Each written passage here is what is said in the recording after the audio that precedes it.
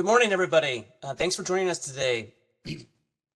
This is our kickoff of the 2026 series hosted by City of Seattle's Integrated Pest Management Recertification Webinars. This is the first of 3 webinars offered in a series this year. My name is Eric Sterner. I use he, him pronouns, and I'll be your facilitator this morning. I'm a plant ecologist with Green Seattle Partnership Program with Seattle Parks and Recreation. I'm just one of several members on the IPM Webinar Planning Committee, which is comprised of representatives from several City of Seattle departments. We would like to acknowledge that we are on the unceded, usual, and accustomed lands and the waters of the Coast Salish Duwamish people, including but not limited to federally recognized Muckleshoot, Suquamish, and Duwamish. They are the original, present, and future stewards of these lands and waters. We raise our hands to honor them with gratitude. We also acknowledge the Treaty of Point Elliott and Medicine Creek Treaty, and understand the importance of these treaties as they preserve and protect Indigenous people and their sacred homelands. I would like to introduce Henry Wetzel, Certification and Training Course for WSDA Pesticide Applicators. As a pesticide recertification safety educator, Henry has been a member of WSU's Pesticide Research and Education Program, otherwise known as PrEP, since 2023. He helps pesticide applicators in Washington, Oregon, and Idaho by searching for educators to present continuing education classes to assist in maintaining their licenses in good standing. He manages PrEP in-person webinars recertification program. Henry's been an employee with WSU since May of 2008. Previous positions have focused on applied agricultural research, including disease control in winter wheat, as well as weed control in cereal and pulse crops. And at this point, I'll hand it over to you, Henry. Good morning, everyone. This is the certification and training course. This course was developed by WSU Pesticide Resources and Education Program in conjunction with the Department of Agriculture. The Department of Agriculture provided all the missing standards that were needed to make these changes. So we will go over a lot of material this morning. Some will be a review, some will be relevant to your position, and there will be some that is not relevant, but everybody needs to see the same material. This is, take a look at this. This is just kind of a screenshot of what your license categories are currently on the left-hand side of the screen. And when we complete the course, this is where you will transition to a new category. So we'll come back to this at the end, but just something to think about as we go through the presentation. Pesticide product labels provide critical information about how to safely and legally handle and apply pesticides. All the information contained on the pesticide label is important. It's imperative to read the label in its entirety before purchasing a product or making an application. Unlike other types of product labels, pesticide labels are enforceable. They must include the following statement. It is a violation of federal law to use a product in a manner inconsistent with its labeling. In other words, the label is the law. A big portion around these changes is the use of restricted use pesticides. If you're using a restricted use pesticide, that'll be the first and foremost statement on the label. Without added restrictions on RUPs, they have the potential to cause adverse effects to the environment, as well as injury to applicators and bystanders. This is why RUPs are not available for purchase by the public. The restricted use classification means that only a certified applicator can purchase or use it. To apply an RUP, non-certified applicators must be under the direct supervision of a certified pesticide applicator. There are some new standards for training non-certified applicators that are going to use federal RUPs. Some of the ways that you can get to this is you can complete the specific training that was outlined in the rule. You can satisfy the handler or train the trainer requirements using under WPS. Or it could be someone who's currently certified to use RUPs in a category that's not, you're going to not be working directly in. Or non-certified applicators must receive this annual training to satisfy the requirements adopted by the certifying authority as part of the certification plan. They must keep those training records for 2 years after pesticide safety training. If you supervise Non-certified applicators who use federal RUPs, please contact WSDA Compliance for more information. Not all restricted use pesticides can be applied by non-certified applicators. An example of this would be paraquat or gramoxone. This can only be applied by someone who has a license to make application to the RUPs. Okay, another thing that is reinforced again is storage of pesticides. WSDA requires that all danger poison pesticides, those with the skull and crossbone symbol, be stored and locked in posted enclosures, such as a separate building or storeroom. And here's some examples of label language. Gramoxone 3XL, make sure it's stored tightly in the original container and locked in a place where it's away from children and animals. Counter lock and load, which is an organophosphate insecticide. Store this pesticide in a secure locked area where children, unauthorized persons, and animals cannot enter. Lanate, again, another organophosphate insecticide. Do not subject to temperatures below 32 degrees Fahrenheit. Store the product in its original container, and it's not for use in or around the home. Some other examples of a danger poison would be the soil fumigant Vapam. Some label language: do not expose to extreme temperatures. Do not stack more than 4 drums high. Leaking or damaged drums should be placed in overpacked drums for disposal. Spills should be absorbed in sawdust, sand, and disposed of in a sanitary landfill. Keep the container closed when not in use.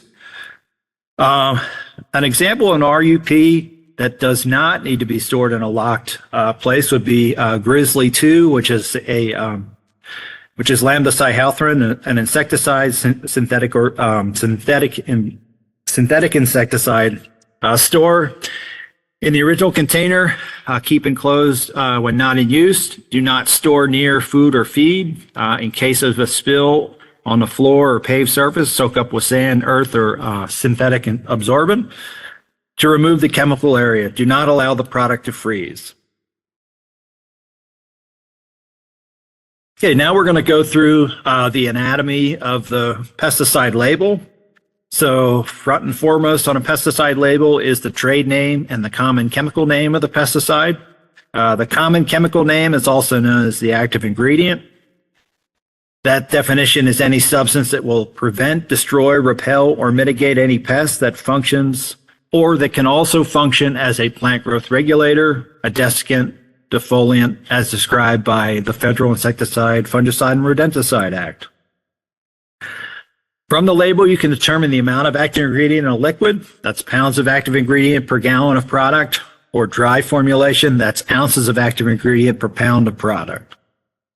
Usually in the upper right-hand corner of the label is the pesticide active ingredient, as well as the mode of action group number.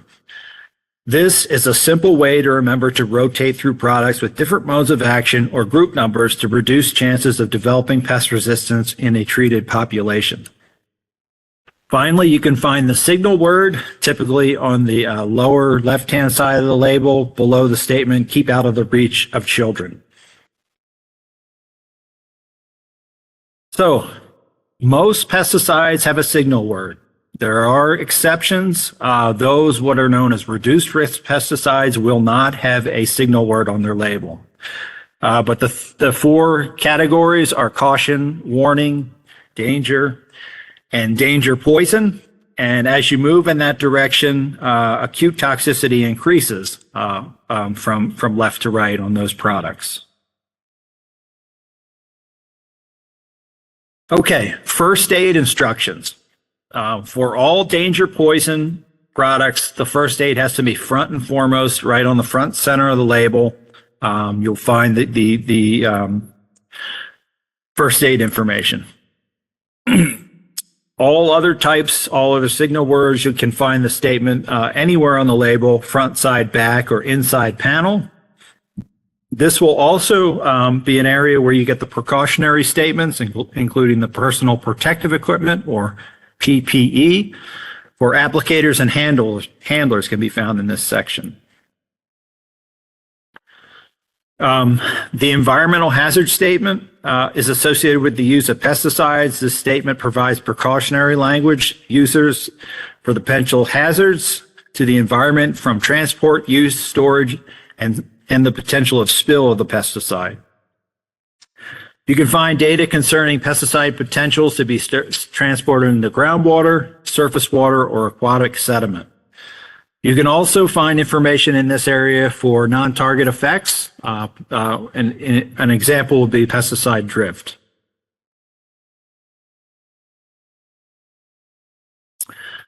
The other statement you'll find in this area is the pollinating insect hazard statement, or protection of pollinators statement. This is going to be primarily on insecticides. Pesticides that are used outdoor as foliar applications that are toxic to pollinating insects would also include the bee hazard warning section. This information will help you determine whether or not it's appropriate to use this pesticide under the environmental conditions that you are in. Okay, so the directions for use. Probably the first area that we all go to when using a pesticide is how do we use it properly? And what pests are controlled or suppressed with the pesticide. You'll also find a lot of information about how to use the product. So, for example, specific rates, timings for control, tank mixing with additional pesticides, can additives or adjuvants be used, crop safety or rotation concerns, how to prevent resistance, the best environmental conditions for application, and also sprayer setup and cleaning procedures. The pre-harvest interval, or the PHI, can also be found in this section. So that is essentially the minimum amount of time from when you apply the pesticide to when the crop can be harvested.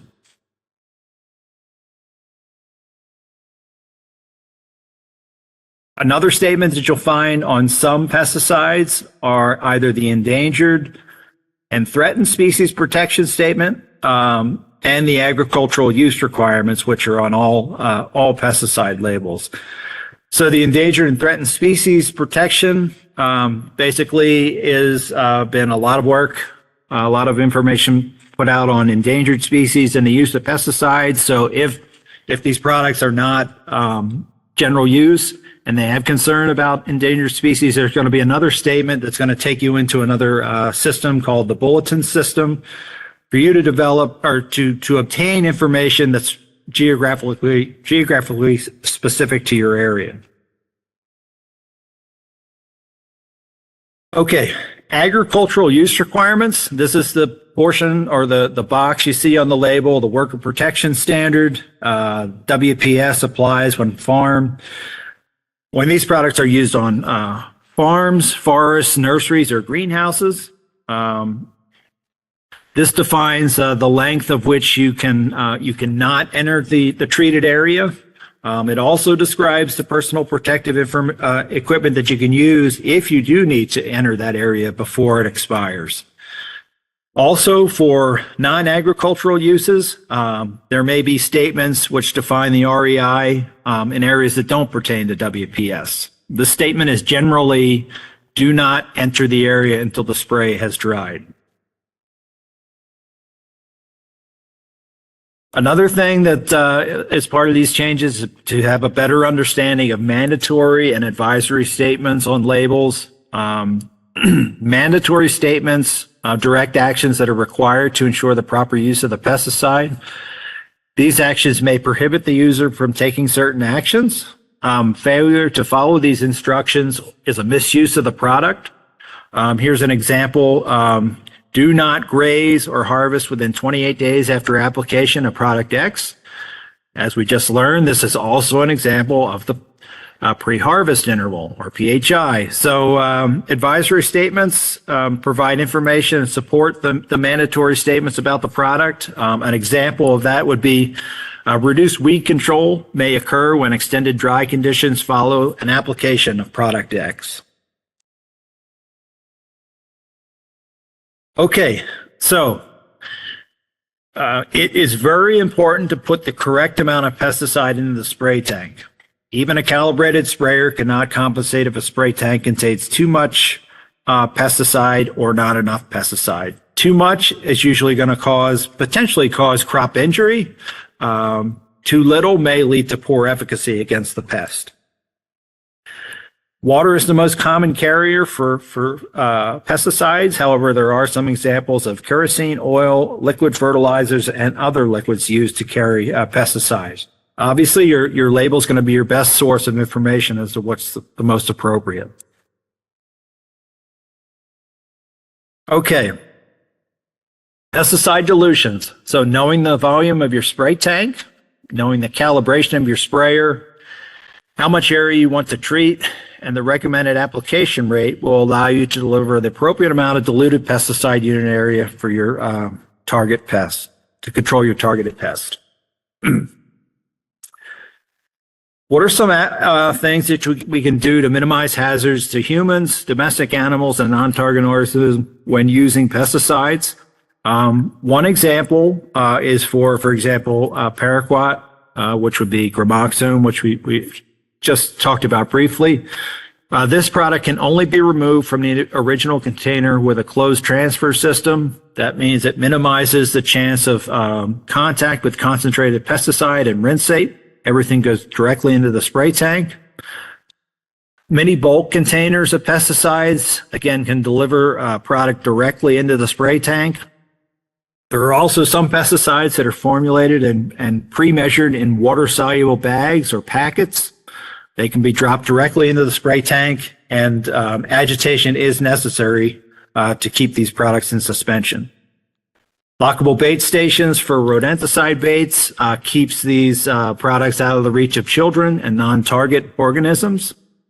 Enclosed cabs help minimize exposure to pesticide applicators. However, don't forget that you still must wear the PPE that is listed on the label to use that product. Containment pads also help for mixing and storing pesticide mixtures prior to spraying. They also help if one of the hoses or something leaks, so you can contain that spill in a smaller area. Okay, methods of pesticide application. Pretty much a review here. Most pesticides are delivered in water. So the very simple hydraulic sprayer would be a backpack sprayer, to as complex as a multi-nozzle agricultural sprayer, as well as aerial applications, fixed-wing aircrafts, helicopters, and drones. Typically, a pump creates pressure and basically combines air and water. So again, backpack sprayers are good for spot spraying, multiple nozzle ground boobs, allows farmers to quickly cover large areas with good coverage. GPS technology is now has been available for some time to allow for precise pesticide applications, ensuring accurate applications and reduced overlap. Obviously, aerial applications allow you to get in the field more quickly, less crop damage, less mechanical damage to the crop, and then drones have the ability to get into areas that really anything else can't. Air blast sprayers, these are used for both water and air. Basically, nozzles are a coarse droplet under high pressure to allow for good canopy penetration. These are used primarily for insect and disease control in fruit trees, vineyards, vegetables, and Christmas trees. However, because of this high application, there is a significant potential for drift. Granular applications, basically you're using either a broadcast or a drop spreader. It's always important to make sure you try and calibrate these spreaders with the same formulation that you plan to use because of the variation in size, shape, and density of granular formulations. Insecticide applications for livestock. Some of these would include rubs, walk-through sprayers, dipping vats, These vats are filled with liquid formulation of pesticide solutions to treat external parasites.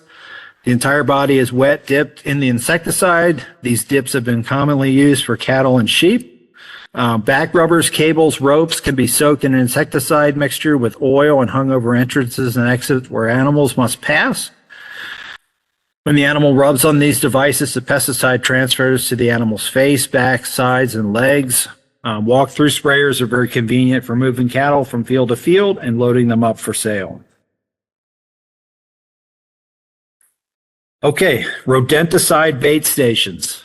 Some pesticide labels state that these products can only be distributed in tamper-resisted bait stations. They must be resistant to destruction by dogs and by children under 6, and they must also be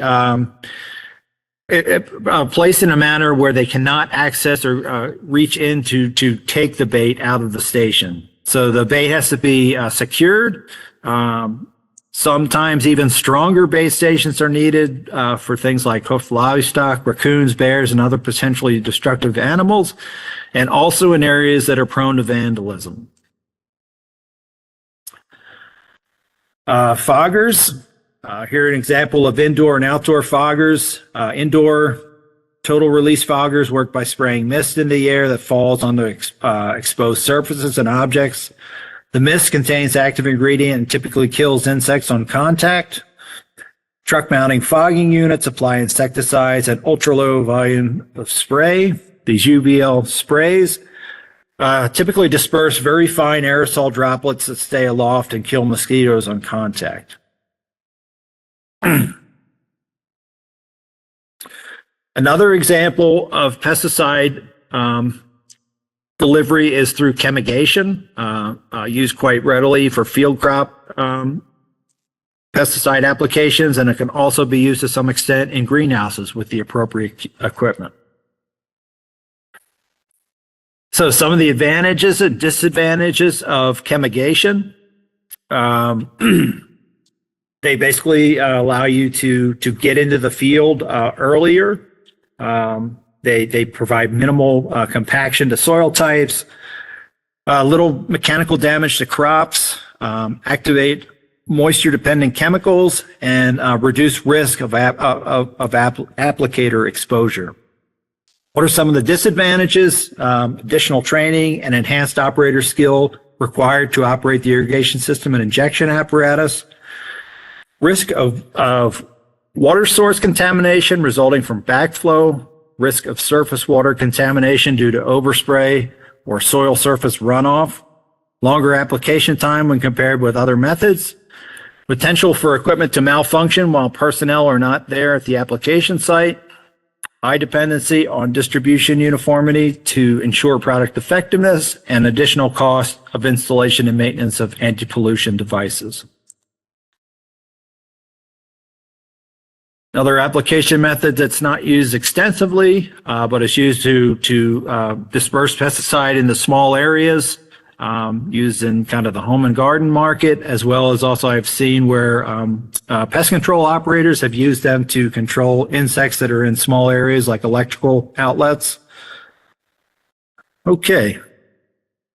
We're going to switch now into soil fumigation and talk a lot about safety of fumigation. So getting prepared for a soil fumigation, you need to look at all your ground equipment that applies liquids. Make sure those tanks are suitable for liquid or water. Also, sometimes other carriers are used like diesel.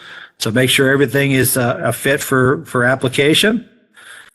For chemigation, like we mentioned, VAPAM is an example that goes out through an irrigation system. Make sure that system is working properly. Even distribution, look for leaks in hoses, pipes, fittings, as well as malfunctioning nozzles or spray heads. Ensure uniform distribution and adjust if needed. Granular applications are more simple. Just make sure that drop spreader or cyclone is in good working order. Gas applications, it's good to check all the fittings by using a water or a soapy solution to see if there are any leaks. Okay, so soil fumigation. Identifying the pests, as in any practice using pesticides, is very important. Understanding the biology and life cycle of the pest will help you determine the most effective timing and at what depth and fumigate should be applied. It is best to deliver the fumigate to a depth where the pests are located and at the time of the year that they are most active. When you have higher pest densities or target multiple pest species, you may need to use higher fumigation rates, as noted on the label. Most fumigates include a manual that is part of the labeling. So that doesn't mean for fumigants everything is on the label. A lot of fumigants have a manual, so you need to understand that manual and read it thoroughly before making applications.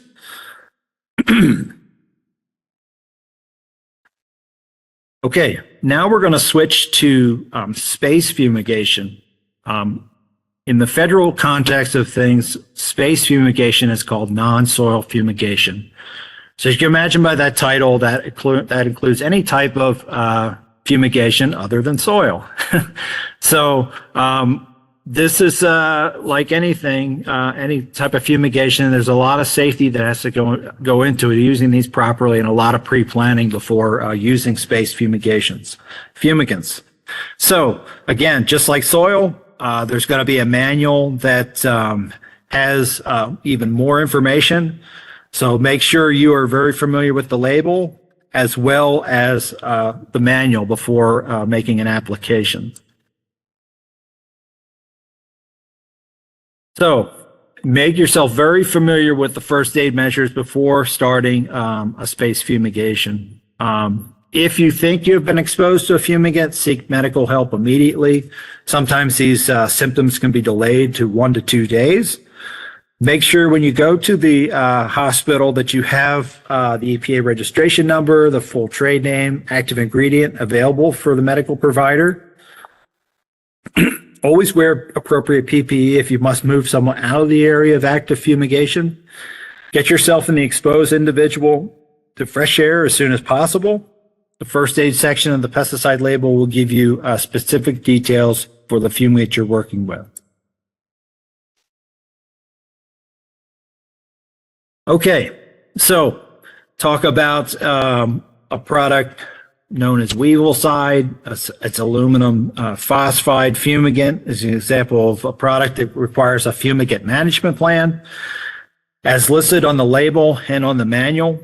Fumigant management plans help applicators organize their thoughts and materials in advance, identifies risks and hazards before beginning the application, and provides emergency protocols. You can see help get assistance for developing these fumigant management plans from the company, as well as information on the label and in the guide as well. So there are 7 key elements to a fumigant management plan. First thing that you need to do is read the label, the manual, and the safety data sheet. Have printed copies of all these on site. Make sure the structures you're going to fumigate is suitable for the application, and also describe the purpose of the fumigation. Confirm in writing that all personnel in and around the structure have been notified before the application. Make sure all fumigation personnel have read the applicator's manual and are aware of the potential hazards and emergency protocols. Have proper monitoring equipment ready. Make sure it's calibrated. Keep a log of all monitoring activities and outcomes. Make sure local authorities are contacted, like fire and police, before the release of a fumigant. Prepare the emergency response plan that contains instructions as well as names on telephone numbers of authorities that needed to be contacted if necessary. Make sure tarp sealing has been done properly, so that the fumigant remains under the tarp for the entire period of time. Make sure you have the train number of applicators on site that the label states and the law states for. This is often at least 2 individuals. You may need to provide sentries when entry to a fumigation site, or unauthorized persons cannot otherwise be insured, like secondary locks and barricades. fumigation in transit vehicles and containers, documentations of the receiver has been notified of the fumigation. So depending on the product, make sure to turn off sources of electricity, sparks, flames, and other things that the label dictates. Make sure unauthorized persons cannot get near the site during aeration. Determine the gas concentration of fumigant from the environment from outside in the aeration zone. Use proper gas detector to determine if the fumigant concentration before reentry into the fumigated structure. Turn on ventilating or aerating fans when appropriate and make sure minimizing bystander exposure. Removing warning placards when aeration is complete and the fumigated space is cleared for entry. Re-entry, using a detective device that has the ability to detect very low concentrations. Keep records of the monitoring of the gas inside and outside of the the area that was fumigated. So not only that, you also need to develop a post-applicatory summary or a PASS. This basically describes the application and the application block details, whether during the application and 48 hours afterwards, any instance of tarp damage or repair, any tarp preparation or removal details, information on complaints, incidents, equipment failures, or other emergencies, and if emergency procedures were followed, air monitoring results, posting the removal dates for the treated area and buffer zone, and also to discuss any deviation from the fumigant management plan. This summary must be written up within 30 days of the application and must be kept by the certified applicator and the owner for 2 years. Okay, talk about treatment and aeration zones. Based on the fumigant label, buffer zones may need to be set up for those not protected by appropriate PPE, such as unprotected workers and bystanders. These are both treatment buffer zones and aeration buffer zones. Treatment buffer zone extends from the perimeter of the treatment area to a specified distance. The treatment buffer zone prohibits entries from the time of the fumigant is entered into the fumigation enclosure until aeration begins. Aeration buffer zone extends to where the treatment buffer ends to an area from that period on. The aeration buffer zone begins and ends where the concentration of fumigant is less than the label specified concentration. Size of treatment and aeration zones will be described on the label or application manual if required. It's the certified applicator's responsibility to prohibit anybody's entry into these zones. Okay, last thing on fumigation as an example, methyl bromide. Yes, methyl bromide still has a few uses, and the one that it's used most commonly is for the treatment of selected imported commodities.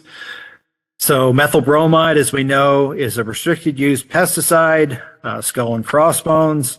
When released, it forms a gas that is highly toxic to the mammal nervous system. Just like any others, you have to have a specific fumigation management plan, detailed record keeping throughout the process. This is a very specific product to be used. EPA has very specific guidelines on all the treatment zones, the buffer zones, and everything can be looked up in tables. And essentially, you have to get the methyl bromide concentration down below 5 parts per million before you can let anyone come back into that particular area. Okay, so kind of a dramatic change here. We'll talk a little bit about vertebrate pest control and some of the pests that we commonly appear. First of those would be starlings. It's interesting, they have yellow beaks during their reproductive months of January to June, and then they become darker in the rest of the year. They can be found in a wide variety of habitats. They can be competing with sites with cavity nesting birds like bluebirds, flickers, other woodpeckers. and purple martins.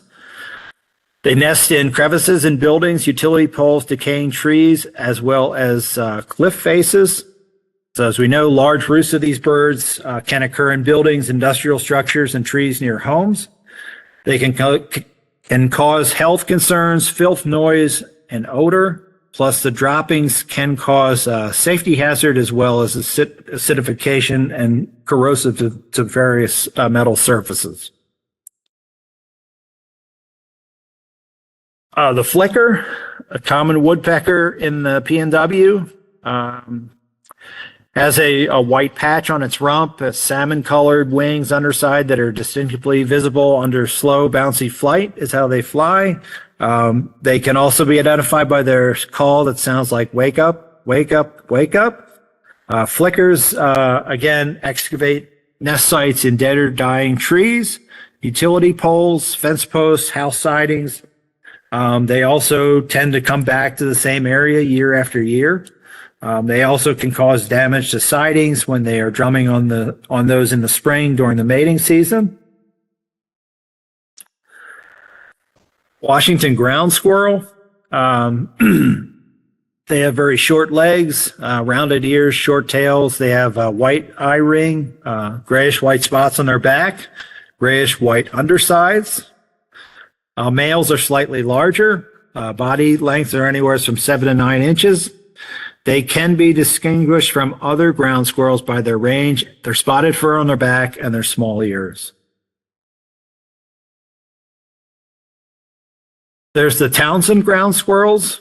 There are two different populations, those of the south and west of the Yakima River, known as Eurosateles townsendii, which is a state candidate.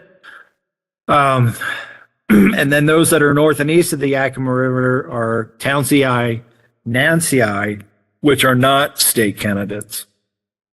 So they are pale to gray, top creamy white. Their fur is slightly pink to tan, 6.5 to 10.5 inches long. Weight is anywhere from 2 to 12 ounces.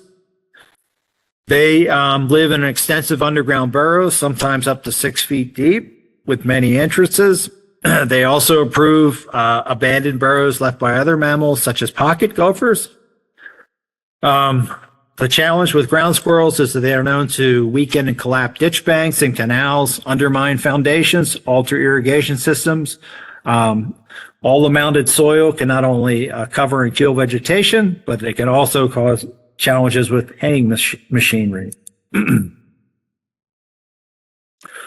Moles are small mammals. They are not rodents. Moles have very small, weak eyes, small hips for turning around in tight places, velvety fur to help them, again, work in these very small areas. They have very, very stout claws for digging. They spend a lot of time underground, have a lot of common things with the next pest, pocket gophers. So pocket gophers are rodents with short fur, large teeth, fur-lined cheek pouches. They are well equipped for digging. They have front paws, very small eyes and ears, and small whiskers. They have an extensive burrow system, which is used for locating food, rearing young, storing food, and escaping predators. Pocket gophers use their heads and front teeth to push excavated material out of the exit tunnel. These mounds tend to have a fan or heart-shaped appearance, and they also develop what's known as a soil plug. This plug helps them go back and re-enter into the soil, but these can be found on mounds along a course along their burrow system. Voles, also known as meadow mice, are compact rodents with stocky bodies, short legs, short tails, range from 5 to 9 inches in length. Their eyes are small, their ears are partially hidden. They're usually brown or gray, though they can have some variation in color. Their damage is most easily identified with the surface runway system with numerous burrow openings. We see this right at the end of snowmelt. So Henry, 10 minutes. Gotcha. Thank you. These are just some example of non-protected vertebrate pests in our state. There's also what's known as the Migratory Bird Depredation Order. These are for birds like blackbirds, grackles, crows, and magpies. So basically, an individual or entity that needs to apply for a permit through the U.S. Fish and Wildlife to capture or kill migratory birds that cause damage, depredation to livestock, private property, human health, and safety. And this does exclude eagles and threatened and endangered species. Here's a list of protected species in the state of Washington. A few seconds to look at that.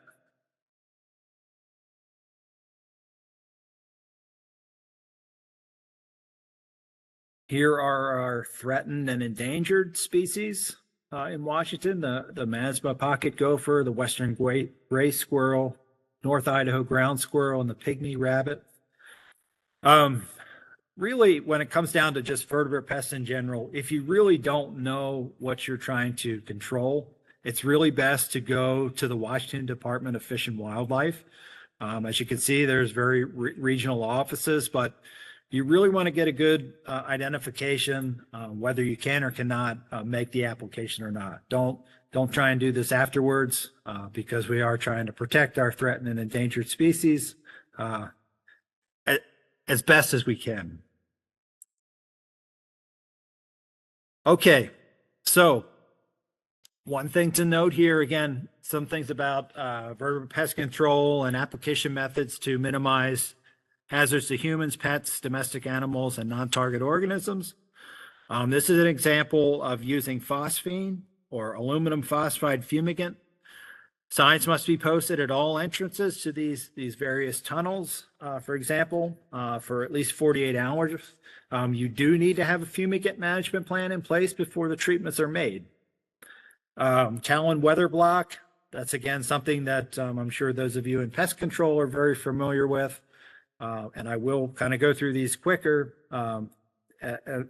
Basically, the moral of the story is basically you want to make sure that bait is in the station, it's well secured, it's not accessible to children and pets or other non-target organisms.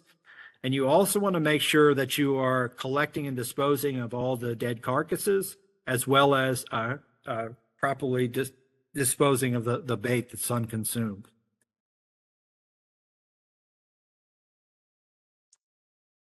So very similar here, some other examples. Rosol for pocket gophers, Ramet green, which is used pretty uniformly for rodent control. Okay. So let's go through a few more slides here. So weed control. This is where you're going to see categories are going to be merging for weed control. So in general, the principles of weed control among all the different areas we work on are pretty similar. We want to identify the weed of concern first of all. We want to understand when is the best stage of the life cycle of the weed to implement control measures. We want to evaluate all methods, biological, cultural, mechanical, and chemical, which will be the best option to start with for control. Always want to follow up when you're making applications to see if they were effective. Obviously, the best thing is to prevent weeds from going to seed to cause the best control. Planting certified crop seed is very important. Choosing herbicides that are basically have the least minimal carryover. So you want to look at things that are not going to carry over if you have another crop, or if you happen to have a crop failure and you need to replant. Look at that, and also use the least amount of product that's going to do the best job. So again, environmental conditions, even though a label says that the product is safe on this particular crop or turf grass or ornamental usage, sometimes when the environment changes, This could cause problems. This may be an example, an advisory statement on the label. Make sure you're aware of your surroundings when making applications. Understand how long a product may persist in the soil. And then, again, herbicide movement, be cautious of that. And also volatilization and drift is a very big concern, understanding the potential of that with the products. Okay. Again, livestock pest control, a little bit more information on that. And I will move through this because we are running short on time. But this is very important segment here. Basically, just to remember that chemical safety, make sure pesticides in general are stored out of the public's access, locked, only available for the applicator and the mixer. Communicate pesticide exposure and risk to customers and the public. The basic equation is risk equals toxicity of the pesticide during the duration of exposure. You as an applicator want to spend the shortest amount of time with a very highly toxic pesticide will reduce that risk, and also be concerned about using low risk pesticides for long periods of time. Again, select the product that has the lowest toxicity. Try to use the lowest effective label rate. This will minimize risk for the public who encounters the treated area, and then allow products to dry on the treated area. If you can use a granular formulation, that's even better because it's less chances of impacting people that come into the surface, but that's not always the case. Okay, so just in the last few slides here, I can't emphasize anymore how important it is to first identify the pests that you're working with. Using products that are not correct, you're going to waste your time. You probably won't get the control that you're looking for. So there are options of university and private labs that can help with pest identification or plant identification. Basically, pest identification allows you to determine when is the best time in the life cycle of the pest to control it. And just to quickly summarize a few pests that we have, wireworms are general insect pests of a number of crops, root feeding primarily. The adults do not do much of the damage. Aphids, there are a lot of you are familiar with aphids. They produce their excrement is a honeydew or very sweet substance that fungi like to feed on. It basically turns onto sooty mold on surfaces. Aphids transmit viruses. Colorado potato beetle, more of a solanaceous pest. Potatoes, tomatoes, and tomatillos. Eggplants are some of the biggest challenges for this pest. Thrips, very, very small insects that are very hard to see. Need a 20x hand lens or a dissecting microscope to see those. But thrips, and again, can carry viruses. Lygus bug, also more of a specialized pest, again, can be more of a problem in row crops as well as some vegetables. And then, of course, the last one that we've all been hearing a lot about is the Japanese beetle. Again, depends who you are. If you're a turf grass manager or managing ornamentals, you're more I say the turf, you're more worried about the grubs. Everybody else is worried about the adults because the adults have an extremely wide host range. So anyhow, that's a big one, and always report to our invasive species council if you happen to see them at another area.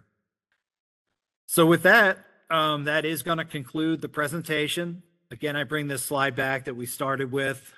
Let you take a look at what your category was at the beginning, and now what your category will be like after you're You receive credits from today's presentation. And with that, we do, I believe, have a few minutes for questions. WSU is sort of the educational arm of this outreach project for the CNT presentation, CNT course. I have a good familiarity of what happens, but I'm not as great as WSDA. So if I can't answer the question, I'll be happy to find an answer from the Department of Agriculture. So thank you for your time. Thank you so much, Henry. Thank you very You're much for welcome. that. Thanks so much for that, Henry. That was very, very interesting, and a good reminder that pesticides are serious stuff, and we definitely have to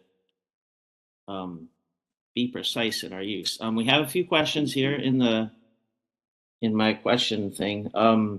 Yes. Does any of the changes in the law, are they going to affect aquatic pest control, as far as you know? Yes, that's a great question. No. There have been no changes to the aquatic. They were up to standards when these changes came.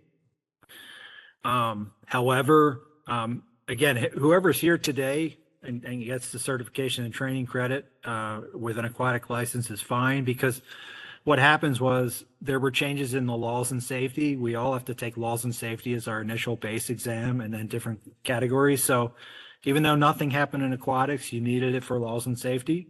So yeah, you should be good. Okay. Also, I think a lot of us are public applicators, so we're working in municipal parks and things. Any big changes there that we should be mindful of, or is that more or less the same? Yeah, it's about the same. There's really not a lot of there's not a lot of descriptive language in like how we should do things, other than, as you saw, I spent a lot of time talking about space fumigation. That is the real concern. But in the long run, there are very, very few applicators in the state of Washington to do fumigations. So I think you should be fine. There's nothing, I guess what I'm saying is like, it's not like, nothing changes like, well, okay, now you can only apply pesticides in public stations from like 6 to 9 a.m., so there hasn't been any real descriptive things come out like that, as an example. Okay, thank you. Also, could you please review the note from the beginning about requirements for updated record retention for supervised applicators of RUPs? Okay. Let me get my notes because I don't have that. Complete the specific training outlined in the rule. That would be something that you would have to get from WSDA, because I don't have those specific measures on that. If you have someone that has been trained through Train the Trainer through WPS, that would suffice. You can also have someone that is licensed to use restricted use pesticides in a different category, because they have the skills of working with that. And then what has to be done is those non-certified applicators must receive an annual review, and those records of doing that review have to be retained. And then, like I said, WSDA compliance, they are going to be the ones enforcing the rules. So, because all this came about in the before and then in January 1, now they have to enforce it. So they would be able to also give you more advice on specific guidelines, as well as licensing and certification. They have it. And yes, that brings up, if you go to WSDA's website, they have a whole series of videos on all the changes that are occurring. And there is one on that. WSDA has a YouTube channel, WSDA Gov. And the little videos they've made have been excellent. So you could take a look in there as well. Okay, fantastic. Now I do have kind of a specific question about ivy. So maybe this is to the group. English ivy in sunny locations has a thick cuticle that is difficult to penetrate with typical spray formations. I have heard suggestions to add a penetrant such as pelargonic acid or wood alcohol. Does anyone know what concentration of those penetrants? What's the recommended rate? I don't know if anyone out there has some insight. That's a tough one. Of course, pelargonic acid is known as scythe.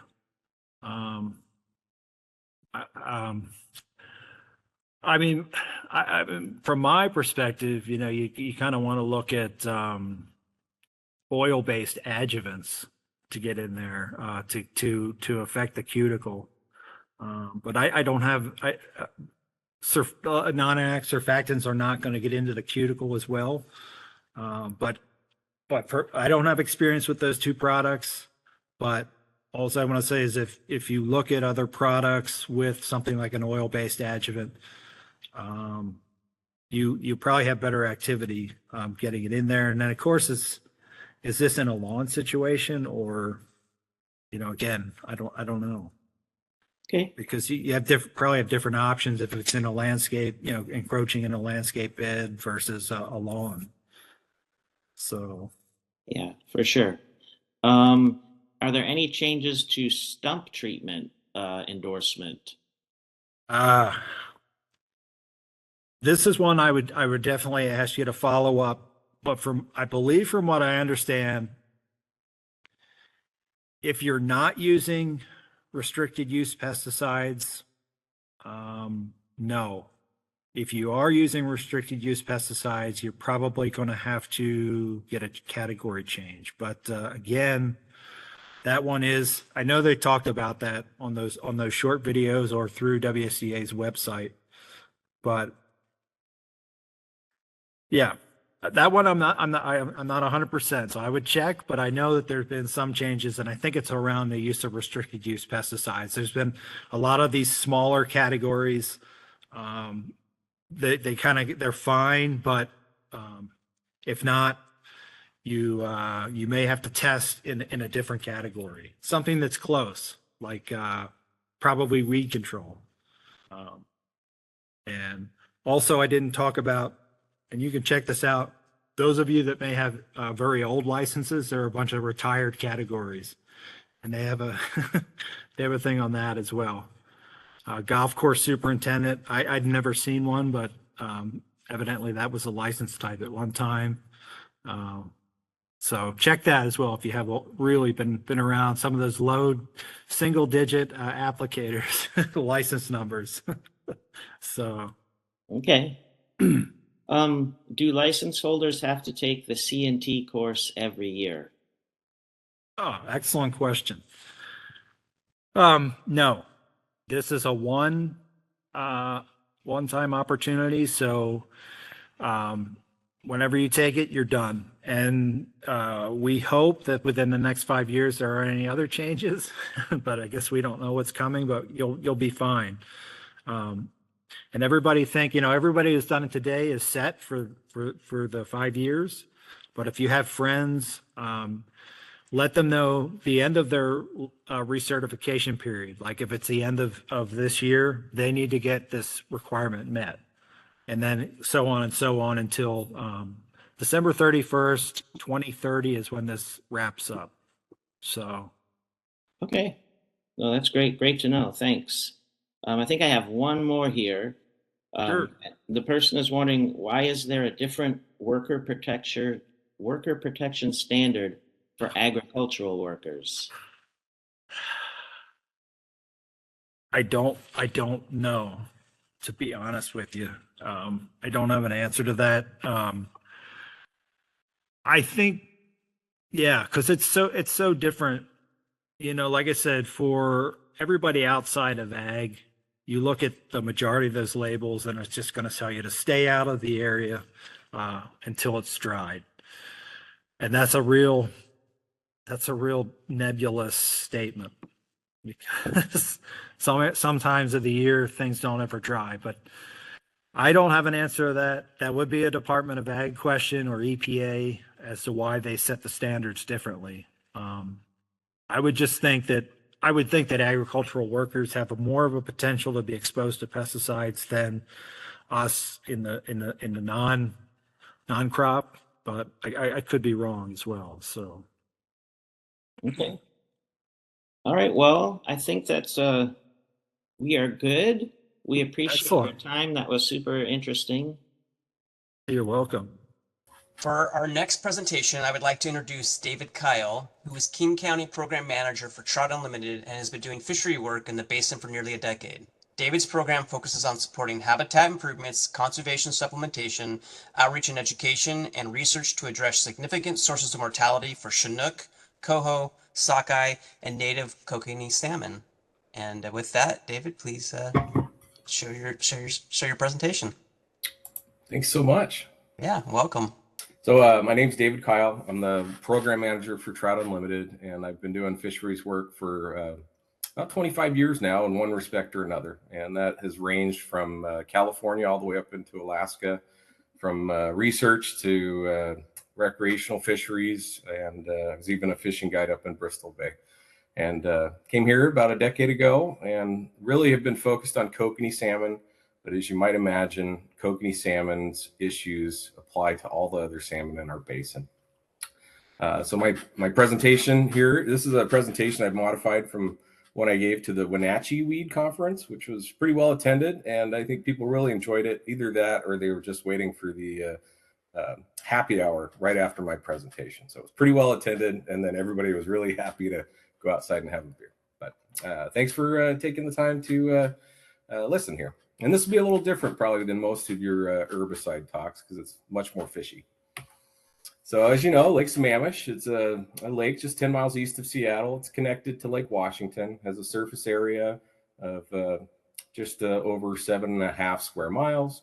Shore length is about 19.8 miles, and it has a max depth of about 105 feet. Watershed background is this basin's been highly modified. There's been a lot of damaging historical land use practices, including timber, coal mining, and a whole host of others. It's becoming highly urbanized. You can see from the picture here, image of Lake Sammamish in 1936 versus 2015. A lot of new homes in 15, and it's increasing ever so. The watershed has been wholly replumbed. So Lake Washington never flowed out of the Ship Canal. It actually flowed out of the Black and Duwamish rivers. The Cedar River was never a tributary of Lake Washington. Lake Washington is actually 10 feet lower than it historically was when they cut the Ship Canal. When they dredged and straightened the Sammamish River, they actually lowered Lake Sammamish about 4 feet. So we've had a lot of heavy human impact in the watershed. We've seen barrier culverts installed in a bunch of areas, stream habitat degradation through urbanization and land use issues. And there's been introductions of non-native game fish and introductions of aquatic weeds. So I talked a little bit about kokanee salmon. Kokanee salmon are the landlocked variant of sockeye salmon, or Oncorhynchus nerca. They are genetically distinct from all other known Oncorhynchus nercus populations in the Northwest US and Southern BC. These were a really culturally important and historically important food fish for the native peoples. The Snoqualmie tribe would come out of the mountains in the winter, and this was a reliable food source that they could survive on. And they still identify very heavily with this fish.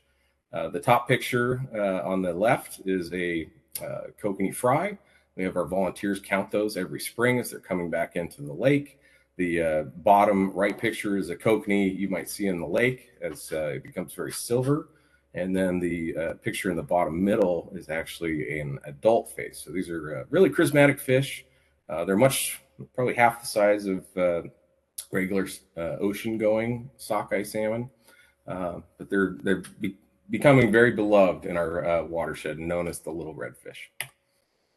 And our salmon recovery effort for salmon across the board has largely focused on fish passage, stream habitat improvement, riparian restoration, and restoring natural processes. There's been incredible investments by a lot of folks, about $250 million in the last 10 years. But we're not seeing these fish utilize those gains from the habitat improvements. Why? What could we be missing in this respect?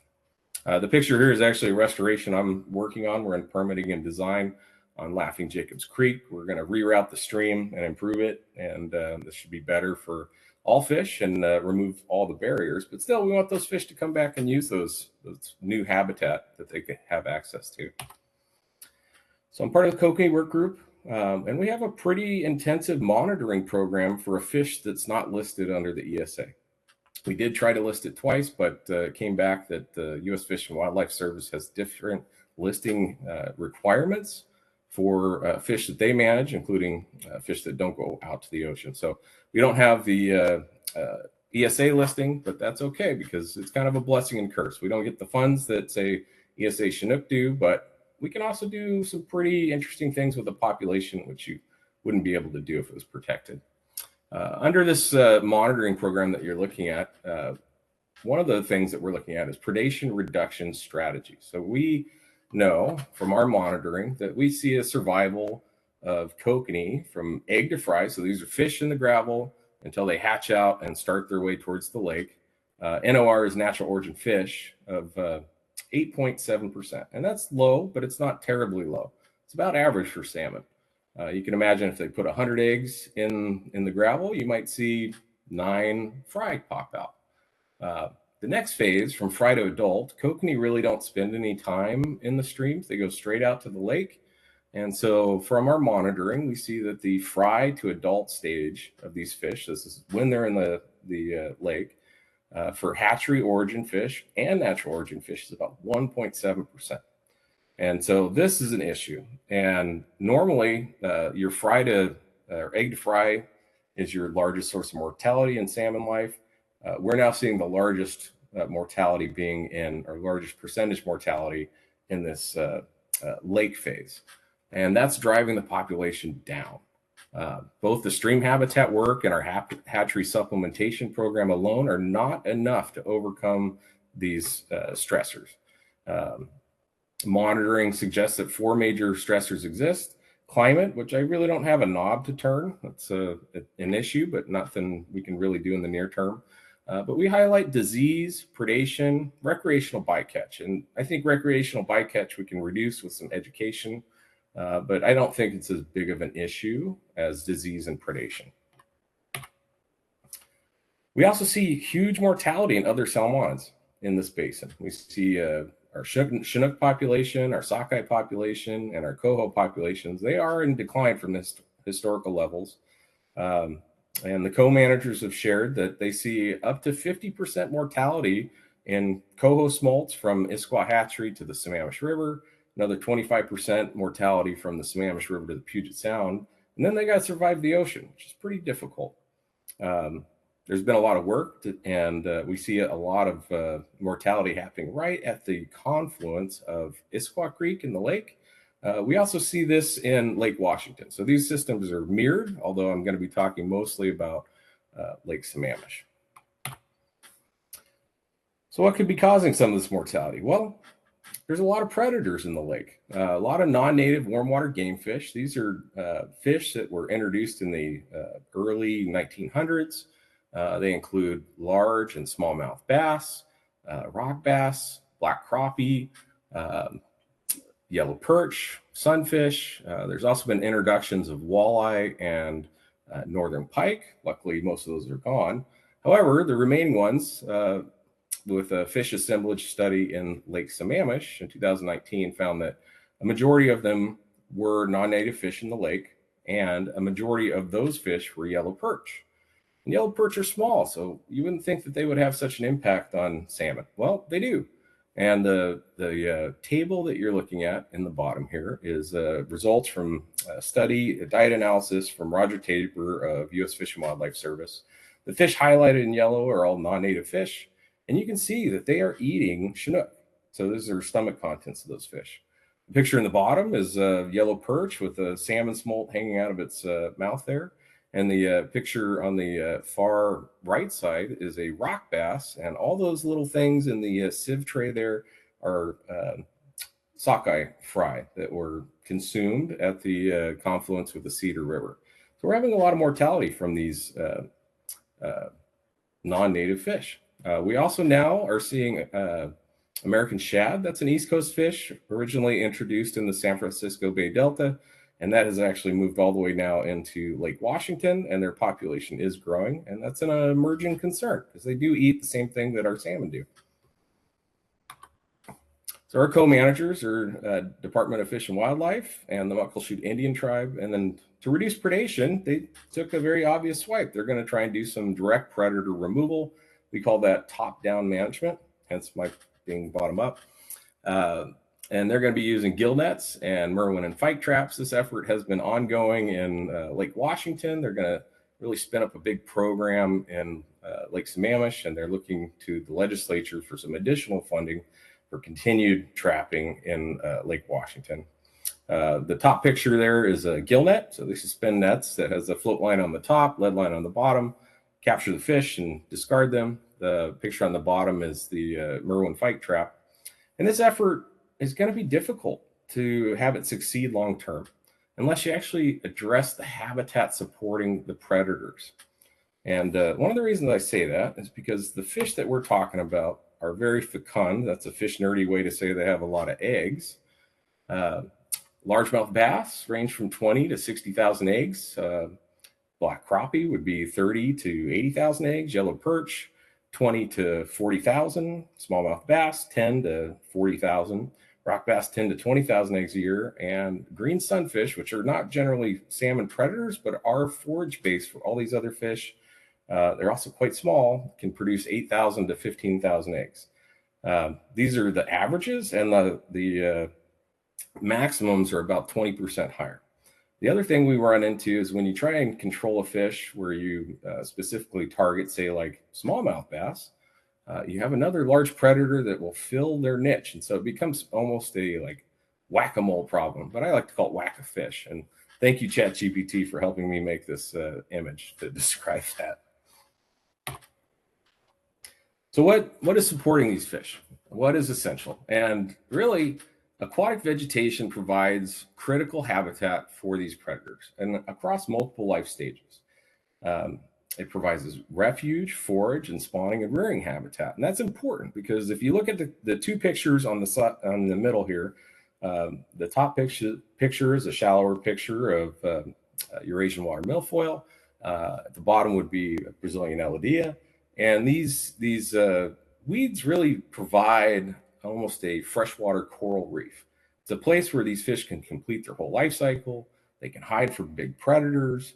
And these things are incredibly invasive. The picture on the right there is not a piece of trash hanging on the weeds. Those are actually yellow perch eggs. So they lay these ribbons across the weeds, and then their eggs will hatch and go out to the system. So you can imagine having all this vegetation would really support those populations. Well, the question is, what did the lake look like historically? And the best data that we have for vegetation extent is from a thesis from David Flug. He was looking at smallmouth homing tendencies in the lake here, and he described the nearshore habitat. And that ranged from vegetation absent, vegetation moderate, which wasn't very well defined, and vegetation dense. And I took the liberty of putting the colors on there and try to describe what the lake looked like. But in general, 65% of the shoreline of Lake Sammamish had no aquatic vegetation. It was actually gravelly and cobbly substrate. And the shoreline, 25% of it was a moderate vegetation, whatever that meant. We did see dense vegetation in the north and south ends. That makes sense because those are the inputs to the lake where you'd see lots of organic material pile up. And so we've had a few aquatic weed introductions. Eurasian water milfoil was first detected in our basin in the 1970s. This likely came from bilge water from a boat. And then we had an introduction of Brazilian elodea, which was first detected in the 1990s. This was likely some kind soul releasing their goldfish into our lake system and really releasing a really aggressive, noxious weed. These two have become our dominant plants in Lake Sammamish. And I can say that not only because I've seen them in the lake, but we actually did a lake weed mapping study, excuse me, in 2025. We hired Herrera. They went around and did some sampling, and you can see all the way around the lake here. I can provide you guys with a report if you're interested, but there's aquatic vegetation across most of the shoreline. In fact, about 100, makes up about 600 acres of habitat. And they said that their dominant species they found was Agaria, Eurasian water milfoil, and fragrant water lily. There's a little more detail. What's interesting here is that these plants seem to be occupying, and I can confirm this with visual observations, that Eurasian water milfoil typically is in shallower depths, I'd say 1 to 10 feet, but there still is a native component in all of these depth zones. From 10 to 15 feet, we see a lot of Agaria. In fact, I think that extends out to about 22 feet in depth. And then they claim that deeper than 15 feet, you see both Eurasian water milfoil and Agaria. But in all of these depths, you do see native plants.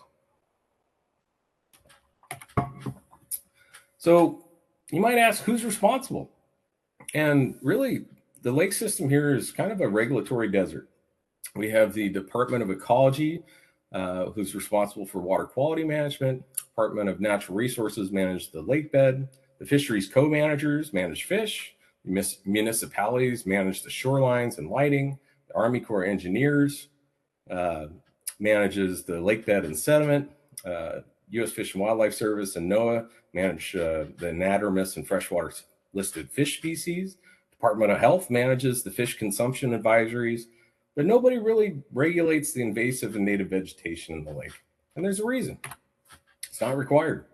It's specifically exempt, actually, in King County. So Agaria is considered a Class B noxious weed, and in the code, Agaria is designated for control throughout King County, except the lakes, Lake Washington, Lake Sammamish, and the Sammamish River, and Lake Union. Eurasian water milfoil is a non-regulated Class B noxious weed in this system as well. And I think this is likely, and I've been told this, is because the problem has become so big that it's not really controllable with the resources that they have. So they also have other impacts as well. So they have impacts on the plant community, the aquatic insects, water quality, including dissolved oxygen issues, pH issues, phosphorus issues, nitrogen and temperature. Nobody likes swimming in them. It's not seaweed, I promise you. It's an aquatic plant. Boating through it could be an issue, and it actually impacts property values. This is also a perfect project for Trout Unlimited. As my CEO, Chris Wood, said, this product embodies our ethos of tackling forgotten ecological causes. So we're happy to try and do something here. So for our work here, we have a conceptual model. So we went through, historically, this area was non-vegetated. It became vegetated, and we see tons of fish. Well, what happens if we go backwards? What happens if we control those weeds? And so we've been doing some experimental designs and treatment experiments here in the lake. So we've done 5 half-acre sites with diver-assisted suction harvesting, seen in red. And for herbicide, we've done a total of 8 plots. Those range in size. It's basically ranged on our funding availability and cost there through the years. So we've been doing it since 2021. The polygons you see here on the map are grossly oversized. If I had a polygon that represented a half-acre site, you would never see it on this map. It would just be a tiny little blip. So these are grossly oversized, but you can see that we've been working in different bathymetries in the lake. We're trying to capture different currents that are in the lake and important areas as well near creek mouths where some of this predation is likely happening. So if you're not unfamiliar, diver-assisted suction harvesting, or DASH, is where you have a boat-based operation. Typically, they're done on pontoon boats. They're pretty stable. You send a diver down. That could be on scuba or hookah. The hookah divers can stay on much longer than the guys on tanks.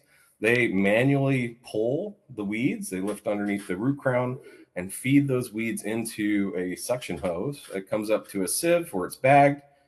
In this case, and then I transported it to the Lake Sammamish State Park and composted it. The pile here in the bottom left corner It's rather disappointing because when I put it there, when it was green, it was about twice as high and it just shrunk. And so it was less impressive, especially when I had to carry each one of those green bags or the red bags with the green vegetation in there and dump them. So there was a lot of work to make just that pile.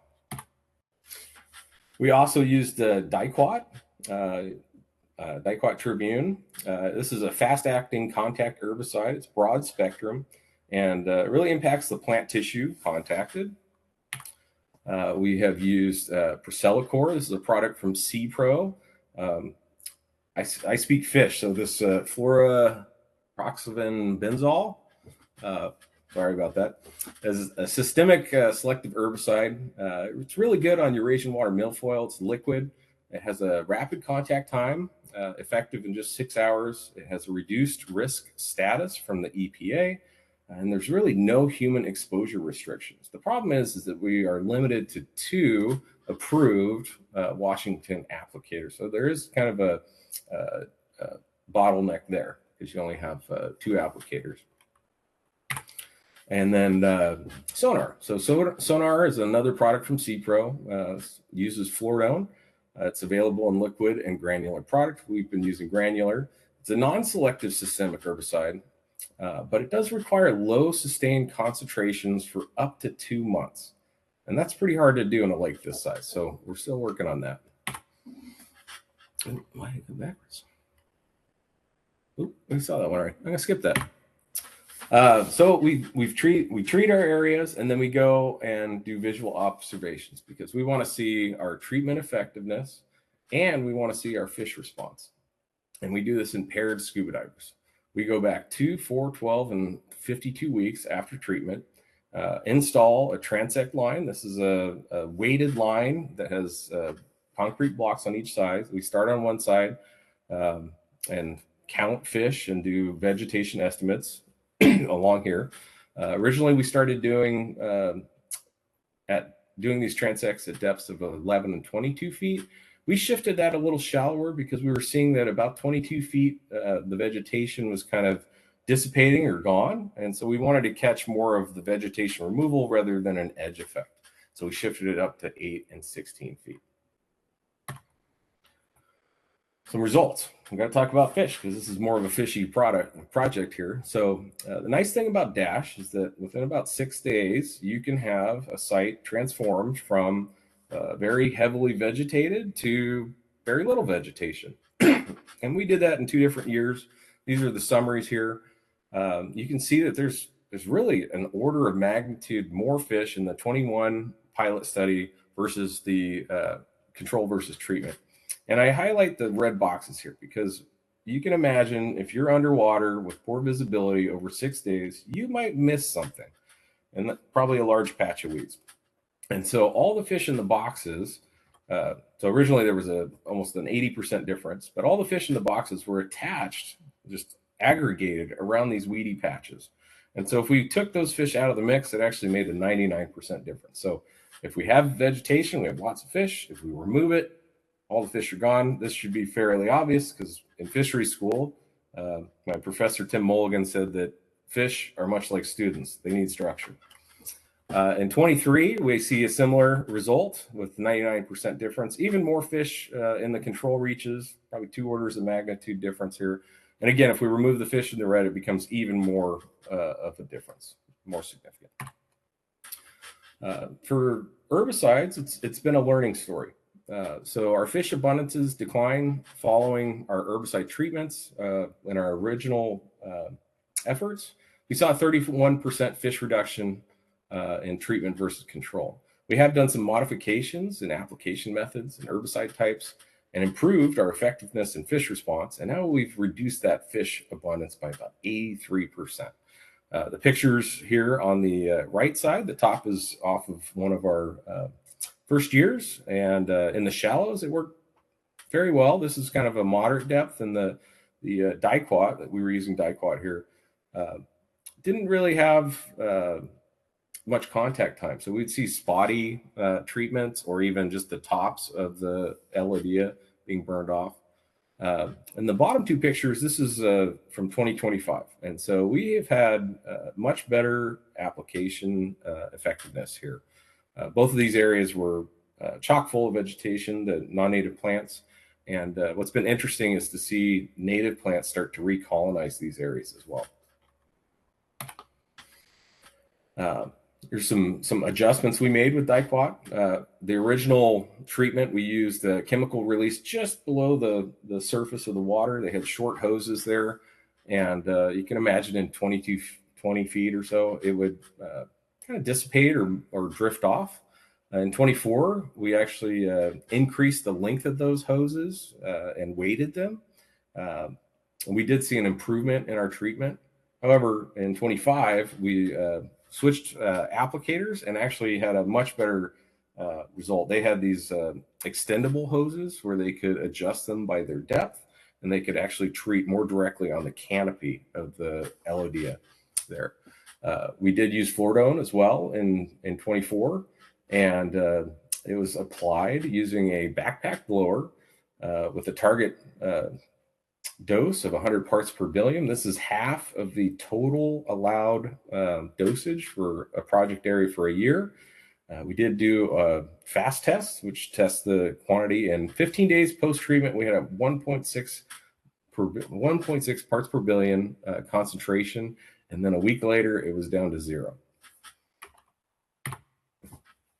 Diquat, 2 weeks post-treatment, we'd see the top 4 to 8 inches of the plant burned off to 10 feet with limited effect to 16. 4 weeks, we saw a better result there. Floridone, again, limited effect and quick drop in concentration. The picture in the bottom center there is the effect of the Floridone in this massive canopy. And it's likely being impacted by the existing biomass. So when I see Elodea under the water there, it is essentially a 4 to 6 feet high off the bottom shag carpet. It's really dense, and we think that it absorbed the Floridone and really had no real detrimental issues to the plant. We also note that in this area that we treated, it had a very fine silty substrate in the bottom, a lot of organics. It was kind of a protected bay, and the granular material may have actually sunk down into that really soft silt and been encapsulated. So we might have affected our release of those granular pieces. Again, I'm not a herbicide person. I'm a fish squeezer by trade, and so I like to learn from other people and have them help me make good decisions on how to move forward. And so we formed a Lake Sammamish Aquatic Weed Technical Work Group. If any of you are interested in joining, please let me know. You're certainly welcome to. The attendees included Applicators, DNR, Ecology, WDFW, KC Noxious Weeds, King County DNRP, RI-8, our local Salmon Recovery Board, the Kokanee Work Group, City of Redmond, Herrera, who's our contractor who did the mapping, Travis from CPRO was there, Snoqualmie Tribe, and some TU legislative policy staff. And really the agenda was to review our work to date, hear about our lake weed mapping, learn about successful treatment strategies in other areas, and discuss what we should do this summer. And talk about starting to develop a integrated aquatic vegetation management plan. The takeaways from the group was that this will be a long-term effort if we're going to proceed. However, it's possible. It's going to require dedicated funding. We need to set reasonable goals of up to 50% or higher reduction in our canopy levels. We need to likely use herbicides at this scale. I don't think our bottom barrier mats would be appropriate to treat 600 acres, probably pretty expensive. And we need to use these herbicides to lower vegetative mass, followed by systemic herbicides. Further tests should be larger in size. There's a scale improvement that I've learned from folks there, and it's better to maintain its concentrations. Development, again, of this management plan is really important, and we need to engage the multitude of stakeholders in the lake systems. But everybody who came thought that the effort was worth pursuing. So our treatment plan for this last summer and to the spring is that we have identified 3 5-acre treatment sites that have a variety of bathymetries. We treated in June 25 with Procelicor, which targeted the milfoil and was quite effective. We treated with Diquat in July 25, and it significantly reduced the remaining aquatic weed biomass, And we'll be coming back this spring to do a fluoridone treatment, probably multiple doses with to do a bump treatment to keep our concentrations up. And hopefully that will be able to treat the new regrowth of the Elodea and milfoil that are likely coming back in these areas. So to give you an idea of the difference in vegetation between treatment site and control site, control obviously is on the left, treatment's on the right. We have our different depth profiles of 8 and 16 feet. The diver is holding a pole there, and that pole is 6 feet high. So the weed mass there in the upper left corner is about 5 feet high. If we slide down into the deeper depths, we can see the difference in plant species. So we do see shallower areas, we see the Eurasian water milfoil. Deeper, we see the Elodea there. If we switch over to the treatment side, the area that you see was filled with milfoil and other plants earlier in the year. And this is about 8 weeks post-treatment or post the last treatment of Diquat. But what was really exciting to see is down in the deeper depths, we were really impacting the Elodea. So a lot of the leafy vegetation had desiccated and died off, and we're seeing stems. We came back 4 weeks after these pictures were taken, and those stems were on the ground. So we're having our impact in our deeper depths there. So some takeaways from our aquatic weeds. The aquatic weed presence is both temporal and spatially explicit.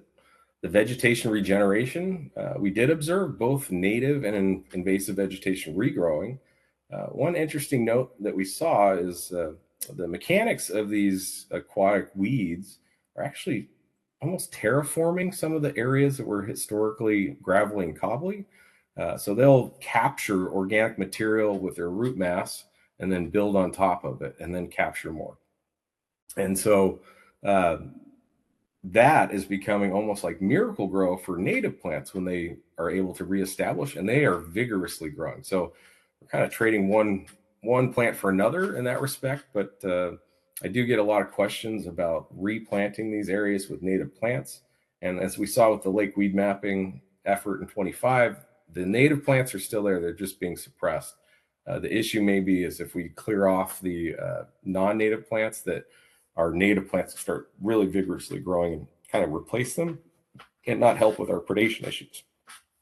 Anyway, back to the Elodea and milfoil, may be really effective because they have a relationship. They occupy different parts of the water column, the milfoil being up in the column there, the Elodea being a bottom layer. And so they can work with each other and live with each other and survive and still crowd out all the other plants. And the canopy in the entire lake around near shore from about 1 foot in depth to about 22 feet in depth is near 100%. Dash takeaways that we found is that it's incredibly labor intensive. You can imagine, like I said, being underwater, manually pulling weeds and feeding it, and then transporting that biomass somewhere else so it doesn't reinfest the lake here. It may not be logically feasible or cost effective as a primary treatment in the lake. May be useful in maintenance though. Herbicide, on the other hand, we're seeing varying results, although it's getting better. The existing vegetative mass is hindering the treatment effectiveness, and the herbicide probably is the only option at scale. Our application is going to be continually refined to get better results, and we're going to need a multi-layer long-term treatment approach and really focus potentially on individual treatment areas for a period of years before moving on to new years. And the idea behind that is that if we're able to hold an area and remove the non-native plants, the winter storms will be able to mobilize that organic material I was talking about and kind of march it offshore, which would make those areas much more difficult for these plants to reinfest. For predators, weeds provide vital habitat. In fact, in other areas like Minnesota, I found a management document where they were managing vegetation specifically to balance their game fish populations. They found the optimal canopy was between 18 and 40%. If you went over 40%, you would see a decline in your larger predator species and an increase in your smaller and medium-sized fish, and that's because the weeds become visual and swimming barriers. If you went below 18%, you actually saw a collapse of the population because they weren't breeding. They didn't have habitat to do that. Their young couldn't hide. There's no shelter from big predators, and the populations kind of crumbled on themselves. So really, this habitat does provide at least one critical life stage in the population, and these populations right now are so abundant that they're pretty much self-sustaining. So these fish will forage on each other and even their own species, and the biomass is so that even without salmon, they would be prosperous in this watershed. The removal of habitat directly affects predators, and we're assuming in our hypothesis that a reduction in this predator abundance equals a reduction in salmon predation risk. So if we remove 25% of the habitat, perhaps that results in a 25% reduction in the population of these predators. And that's important because we only need to change the survival in the lake a couple percentage points. 1 or 2 would actually shift all of our fish into a positive trajectory. So we're going to take what we've learned and potentially apply this in the field. So we have seen that if we clear an area, the predators are displaced. And so this could be very useful in areas where we identify hot predation spots, like near confluence of Issaquah Creek there. When the fish come out, Roger Tabor is saying that those salmon smolt hang out right by the confluence for about 2 weeks because they're not lake fish and they don't know where to go. So once they figure it out in 2 weeks, they head out, and predation rates drop after that. So if we clear an area, provide them some respite, then we could have a higher survival there. We could also support our co-managers' effort doing direct removals and create vegetative islands. So we leave a little patch of weed, clear everything on the side, and then they can run their nets right next to it, and these fish will be attracted to the vegetation and then caught. Again, we can also potentially reduce that predator populations just by removing that vegetation that supports them.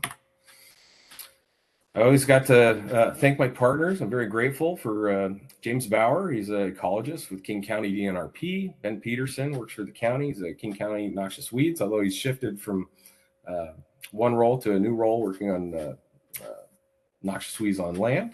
So I'll be talking to his replacement soon. And funding for this was provided through the King County Flood Control District and their funding partner, RIA. So with that, I think hopefully we have a few minutes. I just wanted to try and share a video because pictures really only do so much good. Video really helps. So I'm going to try this. If it's not working, let me know. And I'll talk through it a little bit just so you're not just looking at fish and people swimming in it. This is from Lake Sammamish. All the fish you'll see are non-native. These are all juvenile perch. They've just hatched and they're very abundant. And so this is a good forage base for all the other fish, predators. And you can see that they're using this habitat. These are also perch here. They are the most abundant non-native fish in the lake. When you stop and look around in the weeds, these are sunfish here, but there'll be perch that come in, and then the fish kind of in the center with a black stripe down it. That's it's going to turn sideways in a second. Yeah, that's a largemouth bass right there. He's a juvenile. The perch here are starting to get to a size where they can forage on juvenile salmon. But when you stop in the weeds, you get surrounded. And this is just a really good way to show how abundant these fish are. And they are using these weeds. They actually kind of prune them and will nick off bugs that are eating the vegetation. The pole again is 6 feet. Each bar or mark on it is a foot. And so you'll see him say that it's 6 feet. There's 100% canopy, and it's one species. So then we'll swim along here and some largemouth bass hanging out to see what we're doing.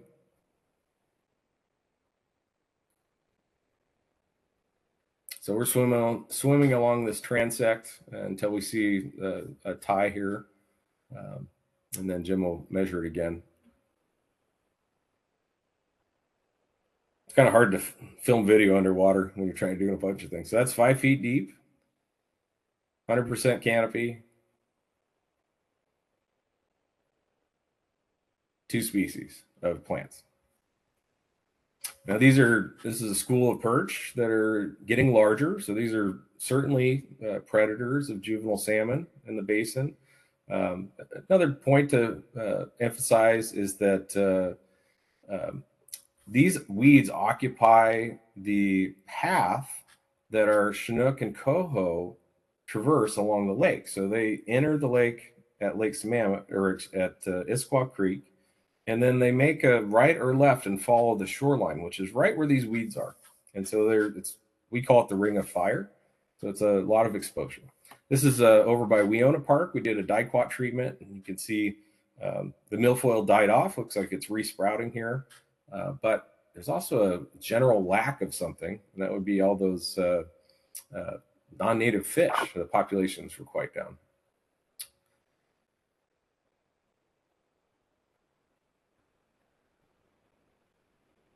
You see Jim wanting to see the roots here of those plants.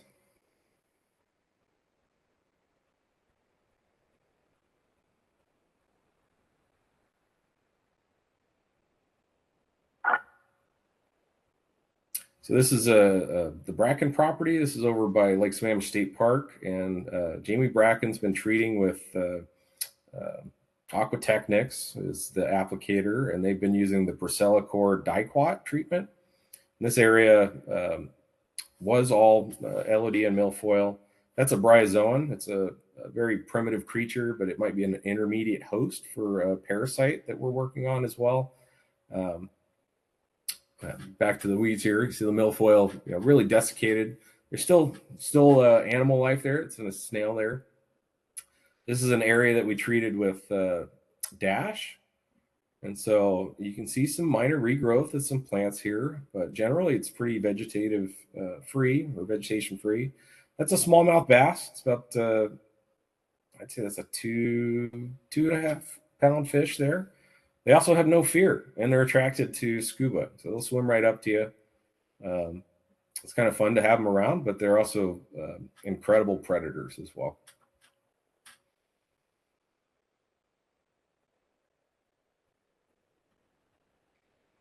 This is a hatch of sunfish. So this really emphasizes how abundant these fish are and how many eggs they produce. These are all juveniles. They're almost transparent and clear. They go up into the water column, almost like a bait ball, if you're familiar with what anchovies do there. But you can imagine this is a great forage base for all these other fish. That's a sunfish again. And so that's the end of the video. I'm not sure about how we're doing on time, but You're right on time here. We're yes. 10 o'clock, and we had you till 10:06. So okay, great. Thank you so much, David. That was a really engaging and very interesting presentation. Really appreciate your time. Also, that was like the clearest video I've ever seen inside Lake Sammamish. I've never seen, it's so murky there. I've never seen anything like that. Well, the visibility is terrible until it gets to be about August to October. The visibility clears up. And also, I'll extend an invite to this group. Nobody's taken me up on it yet, but if you're scuba certified and want to see what I'm talking about, I will take you out. I'll take it away, Steve. All right. Thank you, David. That was absolutely fascinating, and you clearly have an amazing job. I would love to spend my day on boats and paddling down into the depths. We have a lot of questions, so let us get started. The first one is, are there warmer water adapted kokanee elsewhere that we can use in hatcheries here? Or is this a climate driven change and warm adapted fish will always have the upper hand? That's a great question. We don't have warm tolerant kokanee. Kokanee are salmon, and they do require cold water. What we are seeing in the lake here is there's a phenomenon called the temperature dissolved oxygen squeeze. And so during the summer, the upper layer of the lake gets really warm. In fact, when I was diving, it was almost 80 degrees at times. The bottom layer of the lake becomes very dissolved oxygen poor. And during the summer, those layers squeeze towards each other. And so some of that squeeze is actually overlapping at times. And so it's really difficult for juvenile fish who don't have the resources of an older fish to survive that. So they get squeezed down into this like skinny layer, makes them very vulnerable for predation in that spot. And then if it crosses, that can be a pretty significant issue there. Okay, thanks. With your herbicide study, how did you ensure that results weren't influenced by herbicide drift from other study areas, which could result in higher than intended concentrations? That's a great Additionally, question. how can you be sure the DASH results weren't influenced by herbicide presence in the water? There is, so I found, as you might imagine in the lake, a variety of treatments happening, permitted and unpermitted. And those include bottom barriers and weed raking, and I'm sure some herbicides. Our applicators are licensed. We do work with King County Noxious Weeds and Ecology to make sure that our treatments are not overlapping anybody else's treatment that's happening.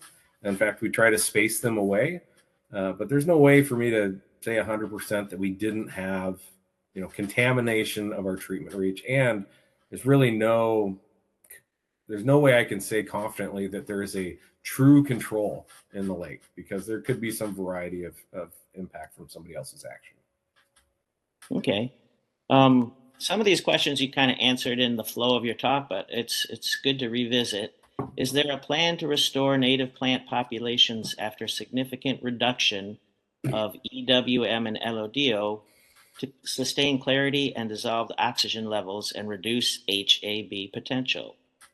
Well, our lake is actually cleaning up, and that's being done naturally.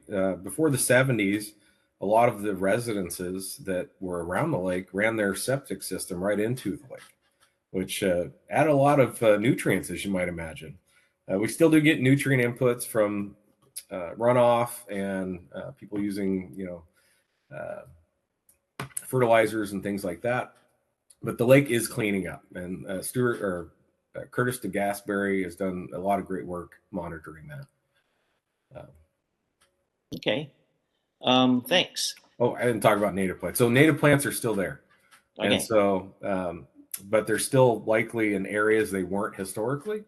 So at this point, I think the main focus is trying to reduce that canopy to get it maybe closer, or at least reduce from where it is currently. And I've seen the native plants reoccupy those areas. Okay, fantastic.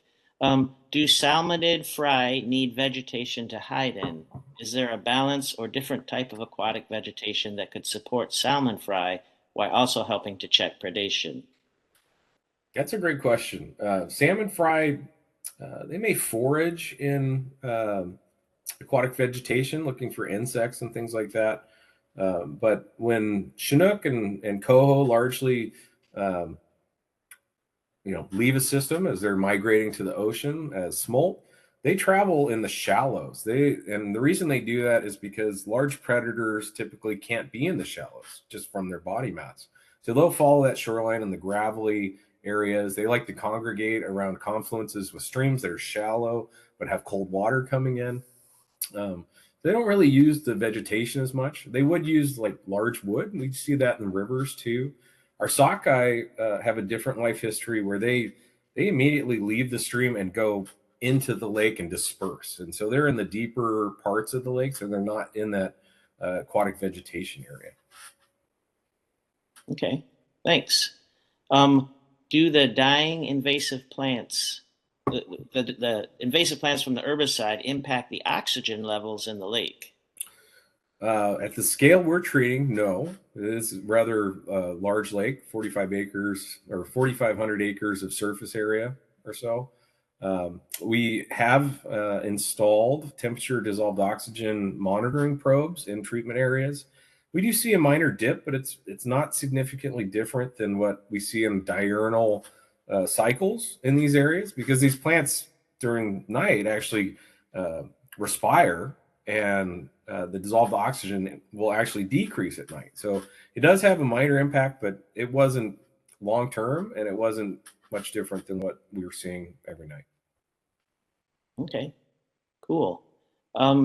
Let's talk about beavers. In Seattle, beavers are eating aquatic weeds like water lily and milfoil, presumably reducing herbivory on limited shoreline vegetation.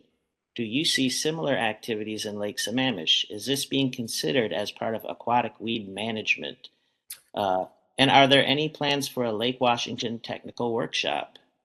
Oh, great questions. Number one, I love beavers. In fact, my counterparts over in Wenatchee have a beaver rescue program and relocation. So they're pretty cool little critters. And I've been told they're the ones that taught salmon how to jump.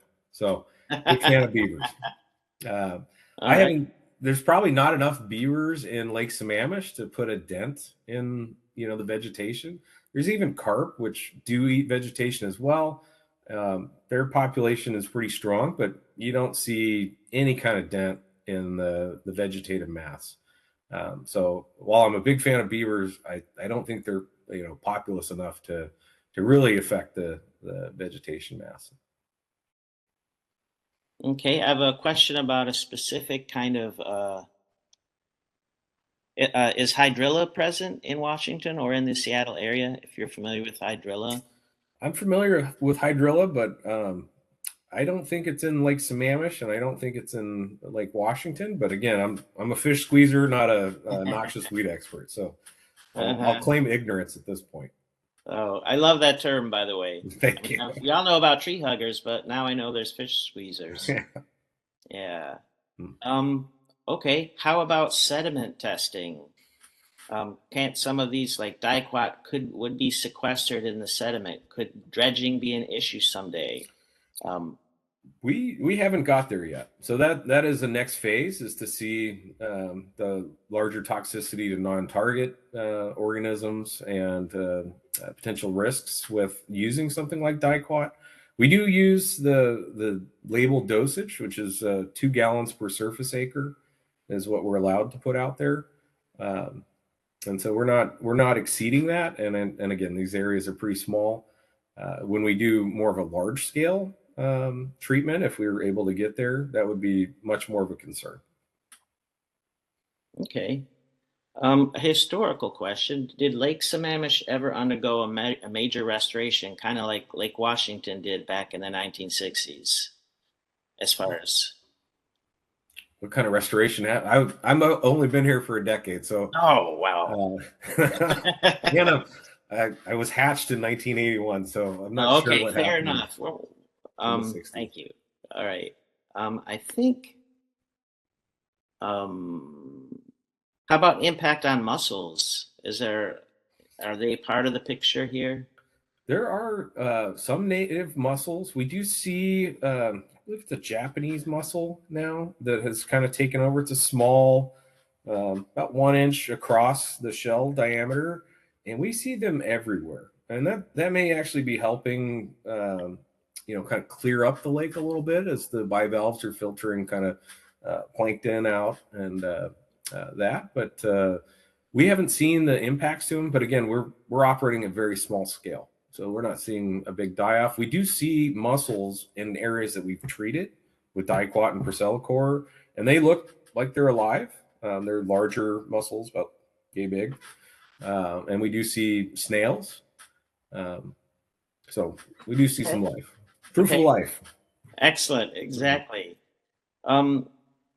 Another question. This one is about technical. How do you distribute the herbicide on the underwater weeds? Do you spray it on top and it drips down, or how does that work? So the applicator has a boat, and so for the deeper areas, they have a boom that they install that have spaced hoses, and the hoses are weighted.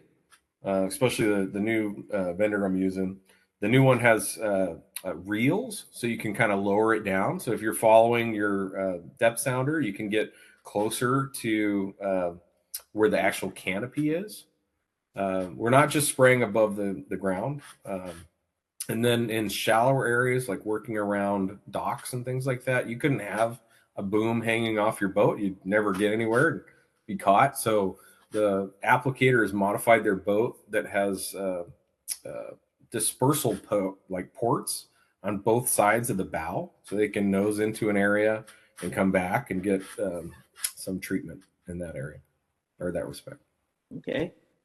Well, I think we've made it through the list of questions. There are several people that are wanting to go diving with you, so you'll be hearing from them. Good deal. And I did hear a question about Lake Washington Technical Group. I think if we can figure out something that's effective in Lake Sammamish as our test area, this effort could be applied to the Sammamish River, which has flooding issues and some other transportation issues, and then also Lake Washington has the same issues with predation as well for our salmon. So this could spread, but this is a good little area and workspace to really workshop it. Cool. All right. Well, thanks so much. Yeah, thank you. Thanks for the opportunity to talk to you guys and share a little bit about what we do. All right, welcome back, everybody. Thanks for joining us again for our final session. I'm going to introduce Richard Hauer, who is the Director of Urban Forestry at EOCene Environmental Group with Emeritus Professor of Urban Forestry at University of Wisconsin, Stevens Point. He was honored as the 2023 Alex L. Shigo Award for Excellence in Education and the 2018 and 2024 L.C. Chadwick Award for Arboricultural Research. He's published over 200 publications and presented over 500 talks throughout the world. And with that, thank you, Rich. And please share your presentation. Wonderful. All right.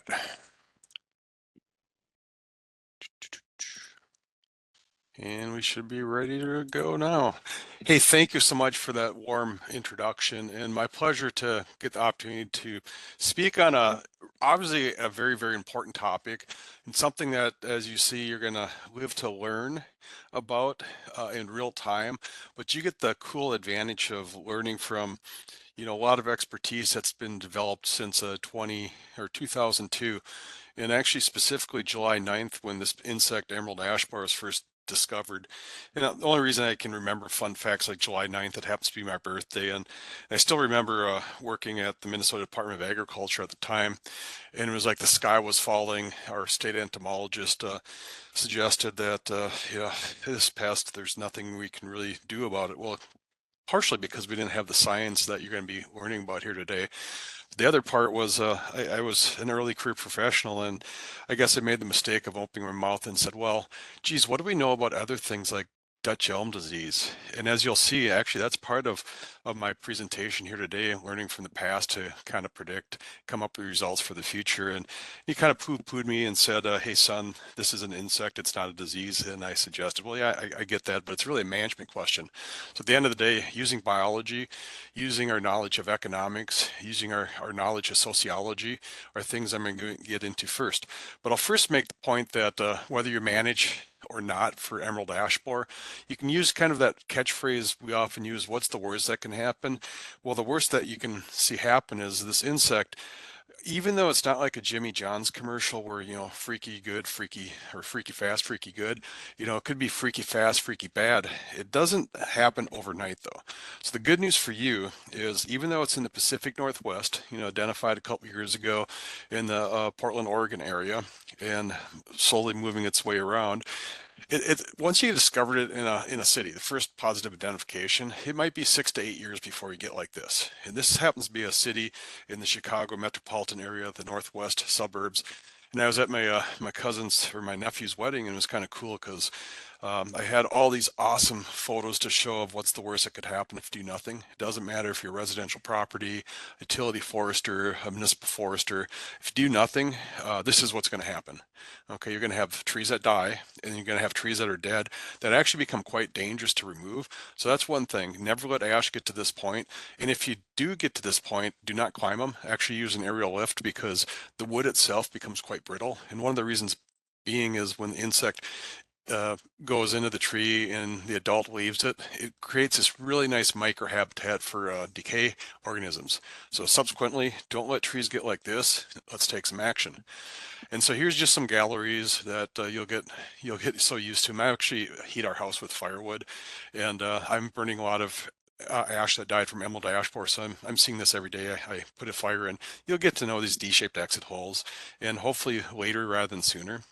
And over time, you'll have dead trees, and if you don't take action, and don't remove them, is they eventually will fall down, which is nice. I guess that's one way to, what's the worst that could happen is have falling parts, and hopefully don't hit people or property, because certainly that's liability. So what's the worst that could happen? Don't get to this point, I guess, is my take home message. Learn from a municipality in Northwest Illinois area that if you do nothing, you have dead trees, and they can be quite a challenge. And I can also tell you, as part of our conversation here today, that there's really no one answer. And you'll hear over the next 10 to 15 minutes a lot of different scenarios. And at the end of the day, there's outcomes from the decisions you make. Okay, and I may have my opinions on what might be the best for municipality. And if you did something different than me, awesome. I support you, because it's your decision that ideally you make it based on grounded information. You come up with an outcome. And also, since this is an IPM seminar, if you think about the constructs of integrated pest management, it's never just do one thing. Like, let's just do all cultural, because sometimes the cultural becomes quite expensive. And it's not all just pesticides or herbicides, even though they can be very effective. We want to first think, can we do something culturally or maybe sociologically of like avoiding the movement of something? So in the context of IPM, EAB or emerald ash borer management is no different. So let's first think about like a construct of biological controls. It would be awesome if we could just release some parasitotic wasps, and these insects just take care of all the EAB. But what do we know about nature? Yes, you get populations that build. Biological control may come in and certainly reduce the population, but they usually don't eliminate it. So we hope over time is we get populations that it becomes maybe we have some trees that actually are resistant, and there's some evidence that maybe in the eastern US that there's some ash trees that have escaped. But over time, maybe it's a century, maybe it's a millennial period of time that we've got our tree population and emerald ash borer have just become one and one, and they've adjusted each other. But right now we're not at that point. So my take home message here is, yes, there's a lot of biologicals. Some work better than others. It depends on the scenario. It depends on the situation. It depends on the microhabitat, things like that. But it's more than just releasing biologicals. So the next thing I think about is, the construct of sustainability, where we could use the constructs of sociology, or maybe something about the environment, or working economics in here. And if you've ever usually think about the construct of sustainability, it's one of these things that people sometimes have a love-hate relationship to it. And I personally do. I believe totally in the construct of this. But the challenge we run into is if you ever focus on one of any of these, you tend to be less sustainable. If you focus just on the sociology part, you'll see some ramifications of that. If you focus just on the economic or environmental constructs, you'll see some good and bad from that. So really thinking about from a sustainability perspective, let's think of all these in our decision making. So the first one, pesticides work. And from the perspective, if you don't know about this publication, it's probably, I don't know, 4 years, maybe 5 years since it was last updated, but the technical information in here is very up to date. You also have the advantage of your state of Washington has developed an awesome management protocol based on a lot of the science that occurred in the eastern US on managing for emerald ash borer. But again, this is a really good prescription of insecticidal options. However, if you have a community that's really concerned about using pesticides, and I think you rightly should always be, to think about what is the efficacy of something and what are some of the environmental constructs that could occur. And you'll hear later on some research I'm doing at the University of Wisconsin, Stevens Point. We're in year 10 of a 20-year study. And when I first started this, I didn't want to be the next Rachel Carson, Silent Spring, if you ever read that book. And so I did my homework on the pesticides. And so, for example, one of the pesticides, emamectin benzoate, that it's really effective. It's the one that we use in the injection into the trunk of a tree. It was a restricted use pesticide at the time I did my research or started my project 10 years ago. So my thought was, boy, it must be a pretty nasty chemical if it's a restricted use. Well, at that time it was because of not the pesticide itself, but it was the carrier. And so, for example, there was to pass through membranes, the original formulations had a membrane disruptor that if you got it in your eyes, you could go blind. Subsequently, restricted use, it had protocols of what PPE, such as goggles, to wear. The new formulations don't have that in there, so I would not recommend still not using goggles or other PPE, but the risk to a person. And so you can actually buy emamectin benzoate as a non-restricted use pesticide if it's in a small enough quantity. And the other part I'll say just on that pesticide, for example, it's from a natural soil bacterium, Streptomyces ivermectin, and so it's a naturally developed chemical that we synthetically produced. Its breakdown in the environment is quite quick. So in 45 days, about half of that pesticide is broken down. A couple other pesticides that are used are some of the neonicotinoids, and perhaps you've heard of such as imidacloprid and the concerns with honeybees. And so that's always a concern in itself, is there's non-target effects of it. But we do know about that particular pesticide in ash trees. It's a wind-pollinated tree. So the risk really from a neonicotinoid going through ash tree pollen, and it's carried by insects, it's very low from that perspective. But again, thinking of the social constructs of people and educating and hearing, their concerns, whether they want or don't want pesticides. I can also tell you from a social decision that people love mature trees. Okay, and they also are okay when emerald ash borer first comes to town, because you really don't have much of an impact 1 year, for example, post EAB discovery. You're not really seeing the effects of dead trees yet. And one thing they don't like is when trees are gone. So when you remove most all your ash trees and you've got a reduction of canopy, that's the least desirable outcome. So there's something obviously in between having everything before EAB occurs and having mature trees versus the loss of trees. So thinking from that social construct, asking about the pesticide, whether you like, you don't like, and the reasons you like or don't like about pesticides before you really get in that game. But also thinking the construct of you're really protecting trees in the perspective that people like large trees. All right. The other part is people do prefer actually cultural treatments first. So for example, if we had wood regulations like prohibiting the movement of firewood from one location to another, awesome, people support that. I've never heard anybody actually, well, in some cases, people might frown on the disruption of maybe an activity moving firewood from their place to a place they like to camp, but they're willing to accept that if they know why that regulation is in place. And things such as doing nothing, that's the lowest rated. Okay, so something in between doing nothing to something culturally, but then in the middle stream is chemical treatment. People are acceptive of that if you first try your other things such as cultural or biological. And I could tell you, all these are somewhat effective, okay? Somewhat to the point of maybe being very ineffective versus some of the chemistries that we actually have that are highly effective that you'll see later in my presentation. The other interesting thing about the sociology part is things of kind of interesting studies where the crime rate in areas in the Cincinnati, Ohio region where EAB had went through, crime rates actually increased compared to neighborhoods that did not have high populations of ash, which is kind of interesting. The study by Michelle Kondo and her colleagues such as Jeff Donovan, a couple of Forest Service researchers. And what they found again is places at EAB had an increase of crime rate. And you're kind of wondering, well, what could happen? Well, EAB comes through, you have trees that die, canopy goes down. And interesting, some of the theories that we know about criminology is the broken window theory, for example, where you have areas that are blighted or in disorder, such as places that you lose tree canopy or have dead trees. it's a less appealing environment. And kind of the theory is, if you don't care, why should I care?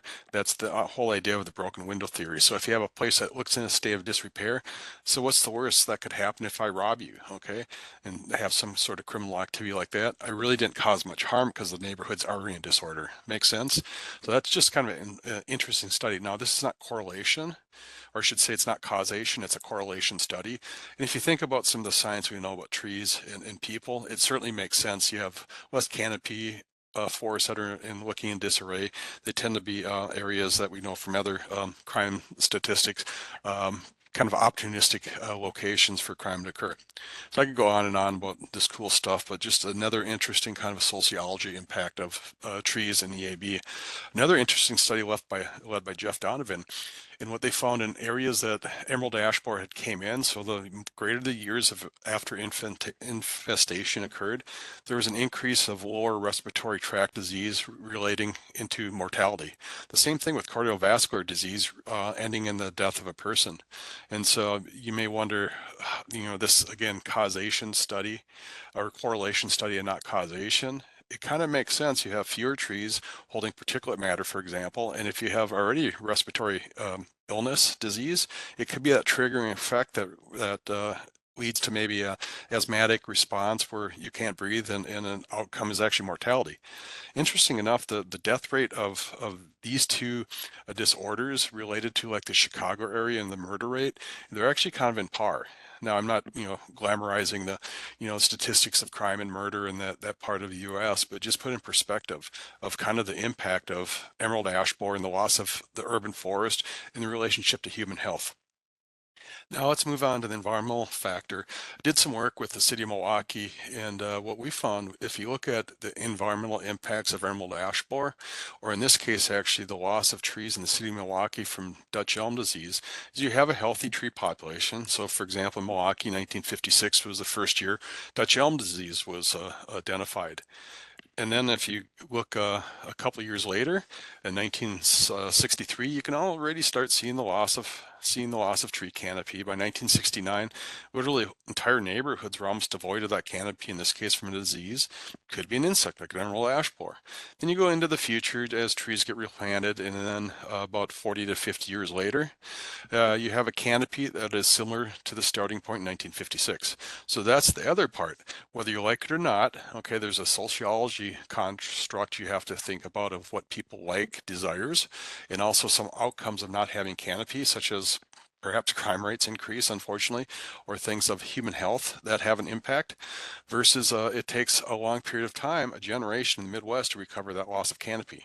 So again, your decisions you make today about managing for emerald ash borer have lasting impacts from this work we did with the loss of elm trees.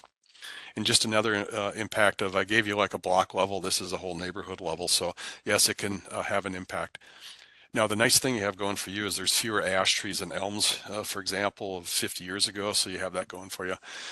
Now, David Sevier, who's the forester for the city of Milwaukee at the time of this work, he was interested of asking the question, just stormwater alone, for example, could they have prevented the Big Dig? And the Big Dig was one of these kind of amazing engineering feats, if you want to think of it that way, where if you have stormwater and flooding, one solution rather than shipping it to Lake Michigan is to actually put it into the ground.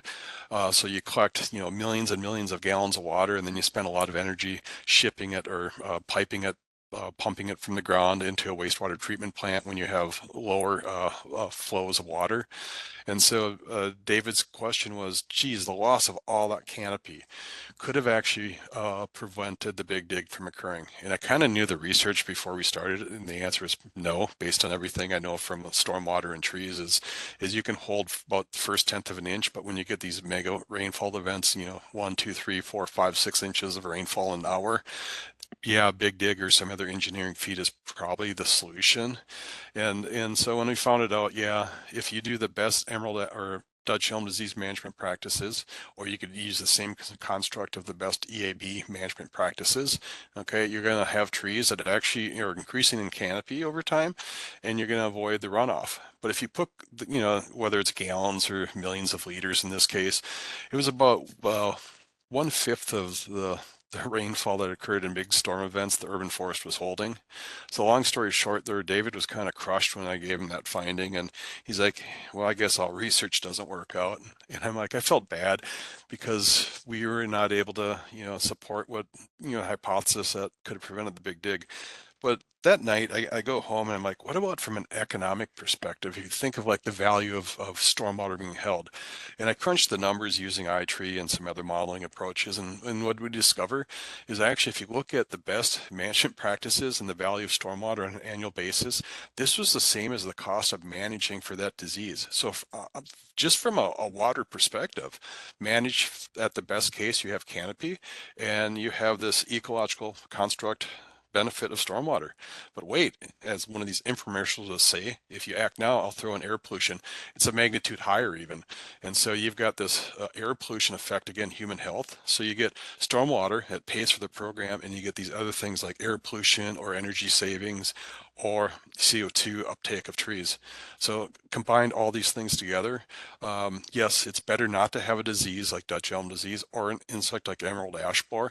But if you have them and you think from an ecological construct of just the value of these ecosystem benefits, the management of, in this case, of Dutch elm disease, and I can say the same thing actually for emerald ash borer, is it pays for itself. And why can I say that? Because I get involved actually in looking at the economics. And if you'd asked me, research that really intrigues me and interests me is a lot of things. I do work with trees and construction, trees and ice storms, sociology research, and I got into this economic stuff. And I really, if I think of all this stuff, solving management questions are kind of intriguing. And so at the time we did this work, the models were all about the cost of managing for the disease. And obviously trees have benefit. Now, if you said they don't have benefit, I guess we could end right now, because why do any management practices if you're managing for something that has no value? And that was some of the initial conversations I'd have with people. I'd make an analogy to a roof on a house. I go, your roof is shot, it's at the end of its life cycle. Should we put a new roof on the house? And the common response was, well, yeah, of course. And I said, well, the house is worth $5,000. It's about falling down. Oh, yeah, that doesn't make sense. So again, if you look at the benefits, here's some work we published. The first one was in the economic analysis of EAB management in Journal of Economic Entomology. This was the first paper that was published on thinking not just of the cost, which was the common idea back in the late 2000s. It was trees have benefits. And so we were the first to actually show the impacts of, if you think about the benefits, and there's some popular articles here. And if you actually would like to get these, just Google my name, Hauer, Hauer, UWSP. You can email me. That's the easiest way to easily get me. And I can send you these papers. This one's behind a paywall. These two are not. You can easily get these from either International Society of Arboriculture or TCIA. But if you look at just management costs, and the lower the number, the better off you are. And so what do you know? If you get rid of all your ash trees preemptively and you don't plant trees, that's your best outcome. Actually, write this down. If you want to have the least cost management for emerald ash borer, or actually urban forest management in general, have no trees. Yeah, you're thinking here, have no trees, that doesn't make sense. Well, I agree.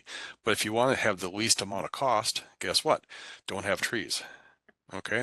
And if you actually get rid of your trees preemptively and replant them, that's actually the highest management cost. And yes, having no control is actually better than preemptively removing, because you're giving up that benefit. On the flip side is you got to be wise about when trees first start showing signs of emerald ash borer, you better get rid of them. And if you get to like that northeast Illinois suburb that had all these dead ash trees, you don't want that either. Okay. And the treatment comes in kind of a second highest cost option. A lot of money invested in the treatment part, but from planting and removal, those are lower cost because you're preserving trees. However, I don't know if you all knew this, you've been elected to your city council overnight. Congratulations. And you got to ask a question then. You're stewards of the urban forest, and your population of residents in the community say, yeah, actually we like trees. And so now what's the best option? If trees have value because, residents have higher property values and we have these ecosystem benefits, if you account for those and you do like a benefit cost ratio, by the way, not having an emerald ash borer is your best option. Surprise, surprise. But if you do have EAB and you think about trees in the public setting, Okay, actually treatment is your highest return from either a benefit to cost ratio or from a net present value. And if you're not familiar with what a net present value is, it's nothing more than all the costs. Those are subtracted from all the values. Okay, and if you have a positive number, that means your value of something is greater than the cost. Okay, makes sense. And then net present value just means you account for the value of money over time. So bottom line is economically trees in a public right of way actually have a lot of value, and treating these trees if they're in a high condition makes sense. And I'll talk about management from trees to preserve versus not here in a little bit. And so what we learned from all this stuff, whether it's sociology or the environmental part or the, the economic construct, is active management's better than norm management. And I showed you pictures from that perspective. But thinking of all these different constructs of sustainability are quite important in your decision making. Now, let's think of from a case study perspective of what do we know about emerald ash borer. And just a reminder again, if you do nothing, okay, or if you get rid of all your trees, you're going to get rid of your canopy. And so that's an outcome. If you can live with that, great. It's going to take 40 to 50 years. Maybe your trees in the Pacific Northwest grow faster, and I know they do. Let's just say they grow twice as fast as in the Midwest. So it's going to be maybe a 20 to 25-year recovery period from the loss of trees. And just think of the loss of, in this case, of just ash trees. Now, I got involved with looking at the municipal forestry operations and thinking about different things that municipalities do. So we had this survey in 2014, and actually we're currently repeating the process of, we've collected data and we're in the process of finalizing our database, and analysis will occur probably the next month or so. But one of the questions we had in our 2014, looking at what municipal forestry programs do was what they spend on budgets. And so when I was looking at this question on budgets, it was crazy. I was getting like some municipalities in the Illinois area were spending like 1.5% of their annual budget on forestry, which is about 3 times greater. I'm like, something's up with Illinois. Are they fabricating their data? And actually I went to their financial books, and no, the numbers they were telling me were spot on. And also found an interesting little quirky thing that if you look at emerald ash borer and you look at city budgets, some of the budgets actually had a line item for that particular pest. It became so expensive. So I was just kind of curious, is there some relationship to when emerald ash borer first was found in a state, and actually the amount of money they're spending on a forestry budget dividing by the total municipal budget? So again, about 0.5% on annual is spent municipal forestry, okay? And this is not a new number. This has been historics going back to data from the 1970s. And if you plot though, when emerald ash borer was first found in a state relative to what they're spending on forestry, at about year 5, 6, 7, 8, you get this tipping point where all of a sudden we're spending a lot of money. Why? Because in the case of Illinois, again, they're spending about 3 times as much as other states that either didn't have emerald ash borer or just were blessed with the pest. It's all about, either removing trees that are dead, treating trees, replanting trees, and things like that. Okay, so the good news is you get things like this, and after about 10 years, a decade or so, you're gonna all of a sudden have a budget that is maybe a little bit higher than it was because maybe you got some tree replanting to do. But again, this is the economic life cycle. If you perhaps have seen the mortality curve that Deb McCullough and Dan Herms developed, and you look at the impacts of emerald ash borer over time, is if you do nothing, is you're going to, in about 6, 7, 8 years, you're going to get this exponential death, and then most all the trees are dead, and that's cool. I'm actually living that right now on my woodlot on our farm here. Is emerald ash borer was first discovered in Stevens Point in 2016. I first saw it probably 2020 or so, 2019 in my neighborhood, and now it's 2026. I'm starting to see it in my woodlot. Okay, so just put in perspective, by doing nothing, this is just a normal thing, and this was the economic death curve if you want to look at it that way. And we also found that if you look at budgets, is you get EAD in an area, tree removal budgets increase statistically compared to places that don't. Doesn't surprise you. Removing stumps increases, but there's no actual new additional money. So it's being pulled from other places like public education. I guess in educating the public on the importance of trees, we can forego that for a while, or watering trees. actually, no, probably watering trees during the establishment period is a unfortunate thing not to do. So you don't cut your budget there, but that's where budgets are being cut, along with safety training of people, along with plant health care and fertilizing and tree pruning budgets. What's interesting, the same thing occurred in the Dutch elm disease days, where DED or Dutch elm disease went through an area. People started reducing budgets for other things such as tree pruning and tree planting. There's no difference. So the bottom line is we're removing trees, but we're not replacing them like the level. So again, this will even have a greater lasting impact on the replanting of tree canopy over time. And if you want just a little dirty number, if you have the average number of ash tree compared to the eastern U.S., in 2014 it was $1.50. It's probably about I think it was 2.15 last time I updated this number for just inflation. So again, you could plan on about $2 per capita to get an idea of what's going to cost you on an annual basis because of this pest to plan for. And if you wonder if $2 per capita, if people are willing to spend that, we can look at some studies. Here's one that's from about 2006 that Tom Treeman and Justine Gartner from Missouri did, and they look at the willingness to pay for urban forestry programs, in this case communities in the state of Missouri. And if you look at all these different statistics, control for things like age and education, things like that, people are willing to spend $11.56. If you adjust for inflation now, it's probably about $20 per tree, which I've got some other data that probably show kind of the same effect of people willing to pay. So again, it's going to increase your budget, but people are certainly willing to spend money on trees in the urban forest. So moving on, thinking about management decisions. One thing we could look at trees is they have a life cycle. And so for example, if it's a green ash tree, when they become centurions, actually one fungal disease, brown rot. So just the succession of organisms in a tree when they get wounded and decay.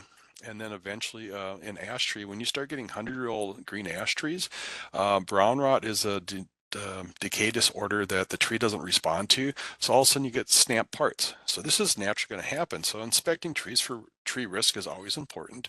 In the case of ash trees, is they will have a life cycle, and certainly removal of them before they become concerned for risk, either affecting humans through mortality because a part hit them, or causing property damage. That's just general urban forest management 101. And again, moving on of thinking about small trees, maybe in a poor condition, this tree probably would not make sense to retain. Or trees, unfortunately, that didn't have the great guidance that the city of Seattle has with your 2015 publication on trees and construction, and certainly avoiding this. But if you have trees that for whatever reason were damaged from construction currently or in the past, or just concrete put all around the stem, maybe these are trees that wouldn't make sense to even retain regardless of emerald ash borer. Or maybe trees in small downtown areas where you have very small soil volume. On the flip side, a city forester friend of mine in the city of Stevens Point, where I live, is actually treating all his ash trees in downtown areas. Why? Because he has nearly 100% ash tree canopy. So he's putting the insect on his time scale by treating them. And as trees naturally die and the attrition out, he replants them with things that are non-ash trees. But again, really challenging area here. And if you only had 1 out of 10 trees that were ash, maybe it might make sense not to treat them and put money into replanting. Okay. Or trees under utility lines, and maybe this large stature tree where on a 4 or 5 year cycle, you're pruning for clearance purposes, maybe replanting with a smaller tree makes sense. Or where you just again had construction, or maybe trees that have a crack in them. I mean, regardless, if this was a maple tree, we probably wouldn't retain it. This is a green ash tree, okay? Because support systems maybe we could put in there, and maybe get really innovative, throw some duct tape in there. I'm just joking. Don't use duct tape to support system trees. As a member of the A300 Tree Care Standards Committee, we have support systems. This is not one of them. But anyways, it's kind of a humorous joke there from that perspective. But from urban forest management, again, where we have existing major failures going on here, like a crack, urban forest management 101 would say probably retention does not make sense. Right, or preemptive planting. In the case here, preemptively planting trees in the future, in this case an elm that's going to perhaps die from Dutch elm disease. And it's kind of interesting, what's the tree that's been preemptively planted that has opposite branching with a little canoe paddle shaped samara? Yeah, green ash tree, which is kind of interesting from a Photoshop from city of Minneapolis from the 1970s. All right, or maybe preemptively replanting, you don't have space in the boulevard, maybe going on the other side of the sidewalk, and maybe this is private land and you have a green easement with the property owner, so you're planting trees in an area that's actually suitable with a greater diversity of tree species. Now, getting into some research I've been involved with again at the University of Wisconsin-Stevens Point, and thinking of like the economics makes sense, urban forest management 101, the question I had was, could I have no net loss? And so over a 20-year time period, as we plant trees preemptively, and these are a couple ash trees that we're treating, okay? This one I know has been treated with emamectin benzoate. It actually looks awesome right now. This is a picture from probably 2018, 2019. If you look at the same picture from last summer, the tree looks really healthy. This is an ash tree. Actually, it's doing really poorly. It was treated with another chemistry, and I think we're underdosing the trees. So this tree is actually nearly dead. But regardless, we're going to naturally have attrition of trees through either lightning storms or wind storms, or misapplication of a pesticide that we perhaps underdosed it. In this case, a basal bark spray with dinotefran. But the idea is, as this oak tree we planted grows over time, as we have some ash that are still here 20 years later, some that are not, we have no net loss. So that's a project that's ongoing, and I'll be glad to publish or tell you the results 10 years from now, long-term study. So we have different approaches. In the study I'm going to talk about here, we're using soil injection, and this is a case with imidacloprid. You can use that same chemistry of imidacloprid and actually just do a soil drench. They're actually quite effective. Both of these two work really well for small diameter trees. When I say small diameter, about 16 inches or smaller in diameter. And when you double the diameter of something, go from 2 to 4 inches, for example, the diameter doubles, but the square area, basal area of a tree increases by a factor of 4. So what happens is these trees get larger and larger, and the dosage rate that you can actually legally apply, the tree becomes too big to get the correct amount of dosage in the tree.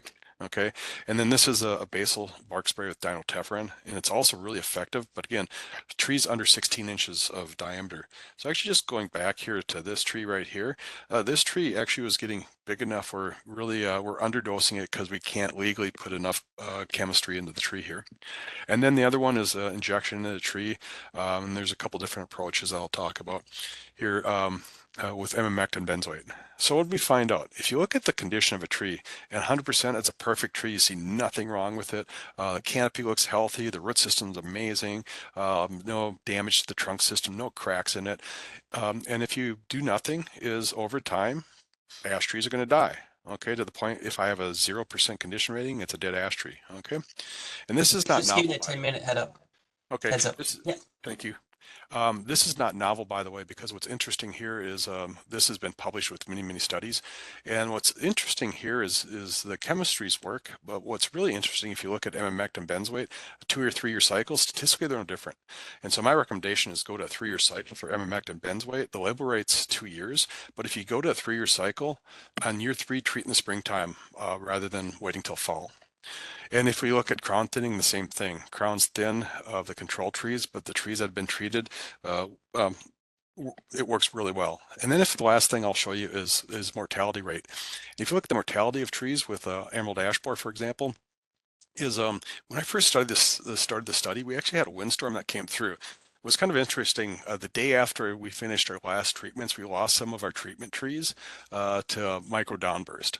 And so we could have thrown these trees out of the study, and for whatever reason, we decided to keep them in there. And I'm glad we did, because trees die for more than just pest reasons. And so what we actually find out as trees actually die over time, these are all trees that died because of emerald ash borer control trees.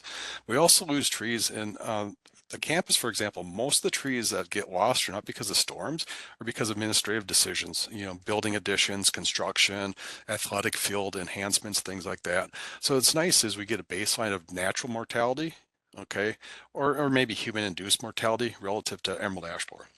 All right, so moving on, the treatments work, so does it have a lasting impact upon inside the tree? And so one of the things we actually do know is if we look at inside of a tree, is a study we did across the Midwest with 5 communities and published. Is if you look at trees get wounded from emerald ash borer, is we looked at external wounding in the case here of trees that were treated with a sealed system, and also trees that were with an open system, for example, a plug nut put in.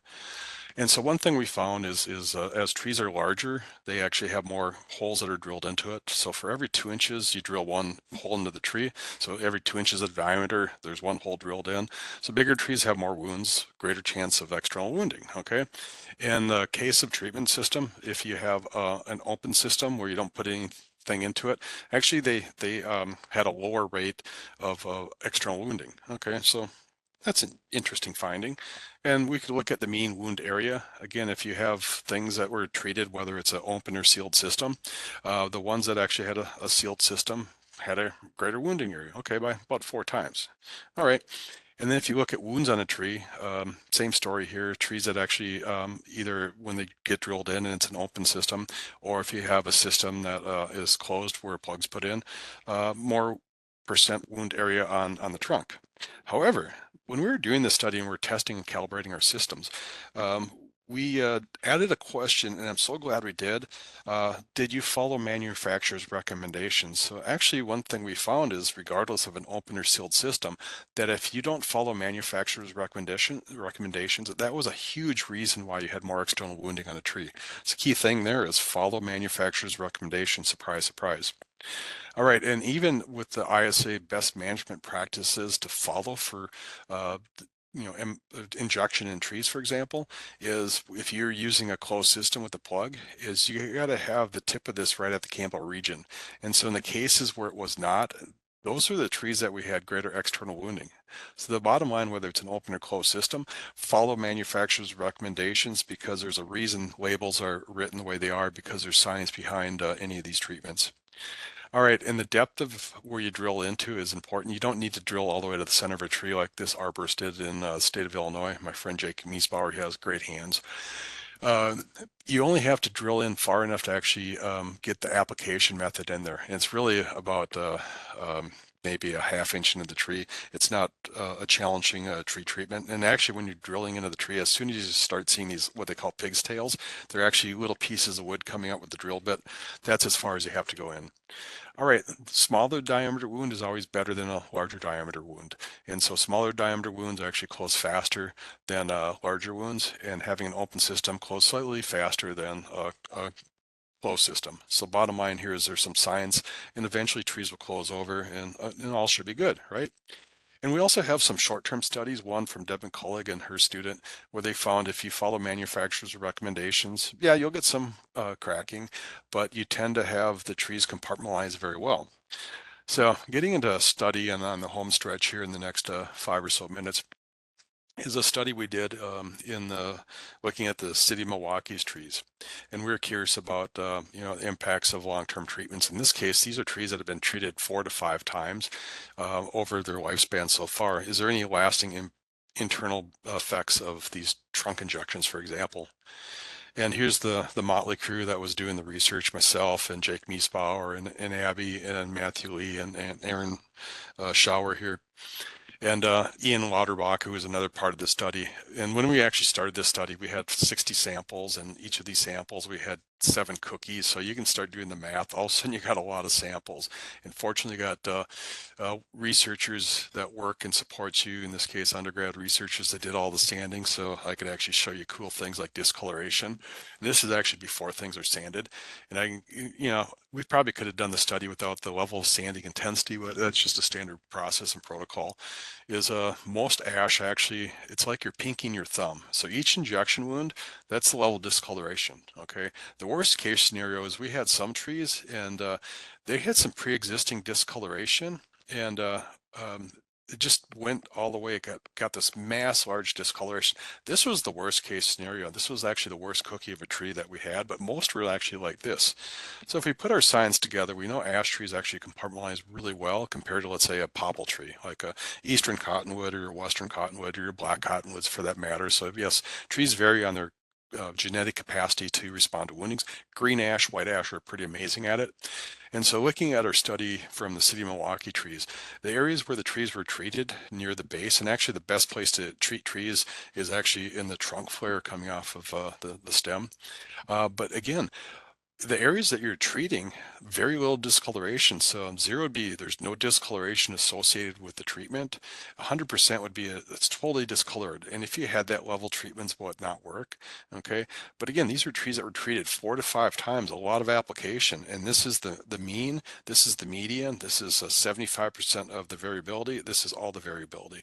And so, long story short, the discoloration does not move high up into the tree, and it stays where the injection is, and they compartmentalize very well. It's kind of like, again, each wound is like your thumb and your pinky in area. But again, I can't overemphasize enough the cookies that we did have greater discoloration.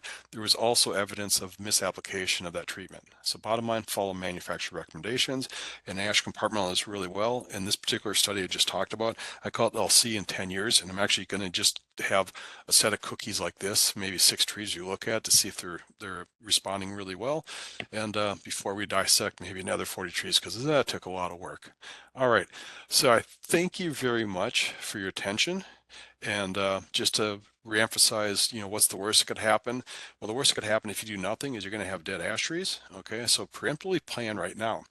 And if you don't have EAB in an area, treating trees does not make sense. It doesn't make sense. The recommendation is until you find evidence of it in an area, and you still got many years, 5 to 6, before you're going to get that catastrophic situation. So developing your management approaches, whether public trees or private trees, and when EAB does come in an area, apply the principles that you learned today, or perhaps that you learned from the state of Washington or others. So I thank you very much. Think of the construct of sustainability in your decision making, and I'll stop and turn it back over. I guess Mark Balone is going to be my great MC operator for questions. So thank you for staying vertical and listening. Having been involved with a state agency where we had the pesticide applicator program, I know the importance of this. Okay. Well, thank you for that wonderful presentation. Yeah, it's it's on our doorstep here. It's we're surrounded by it, and I really hope that at some point we get the funding that we need to move ahead here in Seattle. So going through a couple questions again, please use the Q&A and not the chat to ask questions here. So I'll get started. So let's see.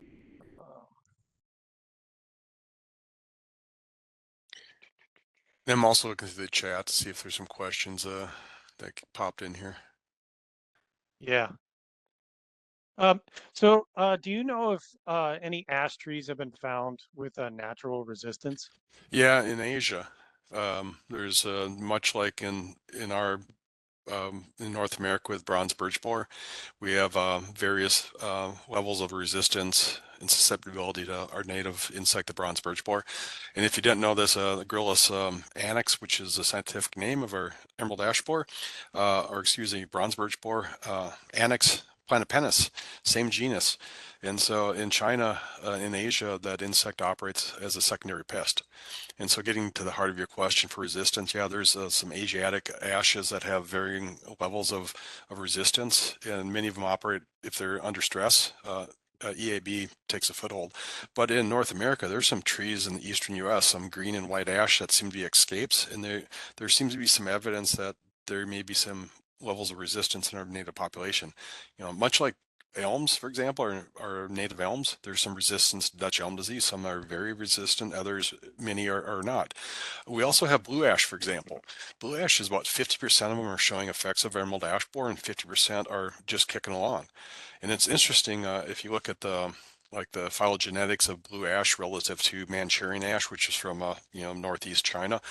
They're totally opposite ends of the phylogenetic the scale or family tree of, you know, the evolution of the genus Fractionus, but they have a similar modus of operation of how they respond to that particular pest. So again, some of the level of knowledge in genetics, they're doing some work of trying to also breed in resistance, but also there seems to be some evidence of our native populations.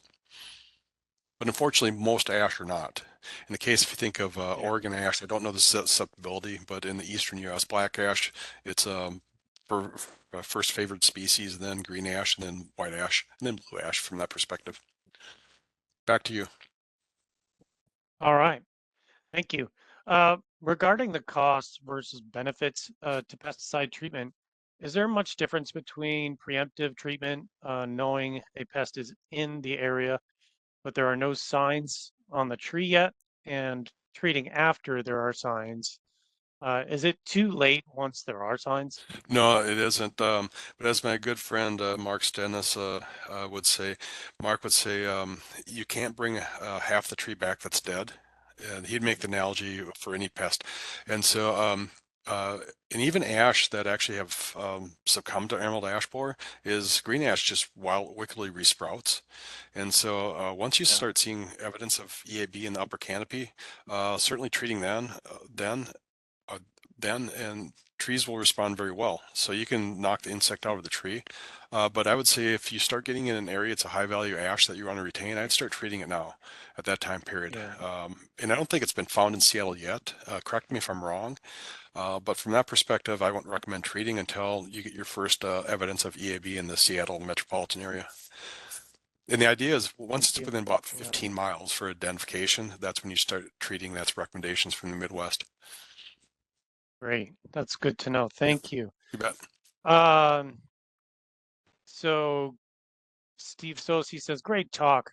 It seems like you have come up with a really useful triage method here to deal with EAB, economic, social, and environmental. Is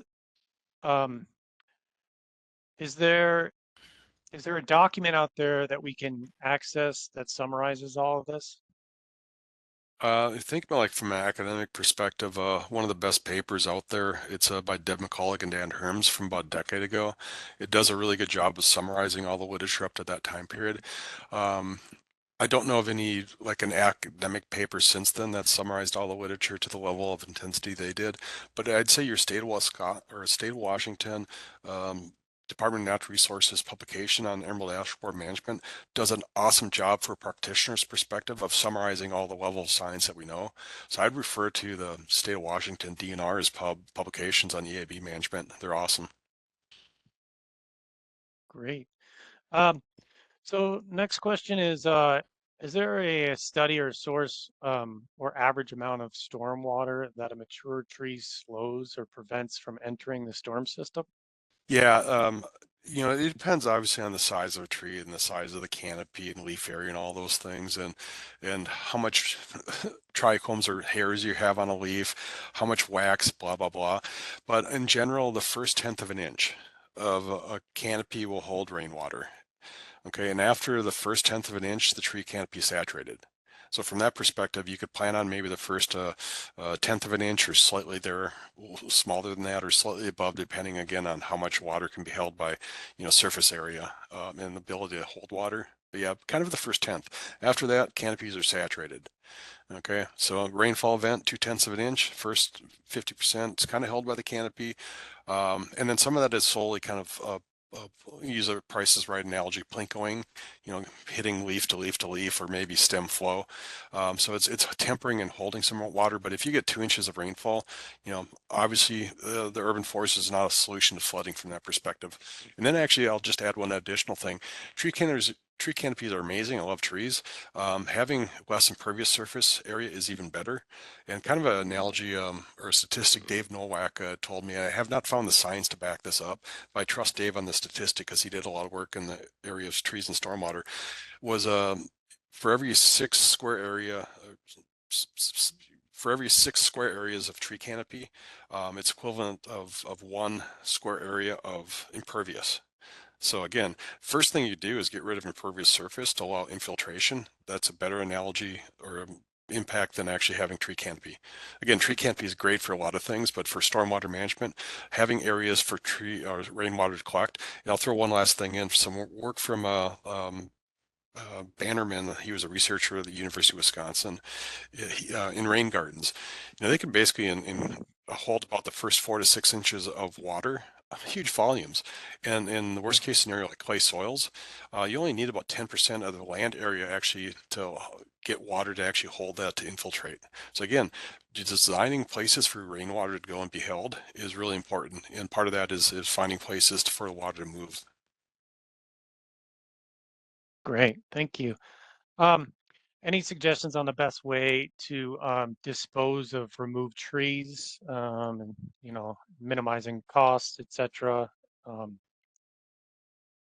Yeah, just on the wood use, there's so much great science over the last 30 plus years, and finding in some regards offsetting costs, and so finding ways to maybe take high value logs and turn them into lumber, or thinking about maybe lower quality things in turning into mulch, and just maybe creating a campaign of got mulch. There's a community in Illinois that had that, so kind of playing off the got milk, got mulch, and so you could literally call the city and say, yes, could you dump a load of mulch in front of our house, and then all the neighbors would scurry there with their little 5-gallon buckets to carry mulch to their yard. So that was pretty effective. And there's a lot of things in between. But again, thinking of the highest use. And if you're thinking about like funding your urban forestry program on wood products, it's probably not going to happen. Best case scenario is you're certainly going to reduce the cost of operations regardless of emerald ash borer or not. But more importantly, finding places to easily store wood. I'd refer to the city of Baltimore. They have probably one of the and they're actually doing really well economically of thinking of wood use, of sorting things into higher value things, lower value, maybe it's firewood, etc. But really Yeah, finding a place to marshal all this wood to and reduce the footprint of actually transportation, because that's one of the biggest costs. And this is not new findings. This goes back, in the 1970s where they studied this, about 50 to 60 miles. You start getting beyond that, the cost of transportation and moving of wood, it's kind of a wash. So keeping yeah, that wood product close to home is important.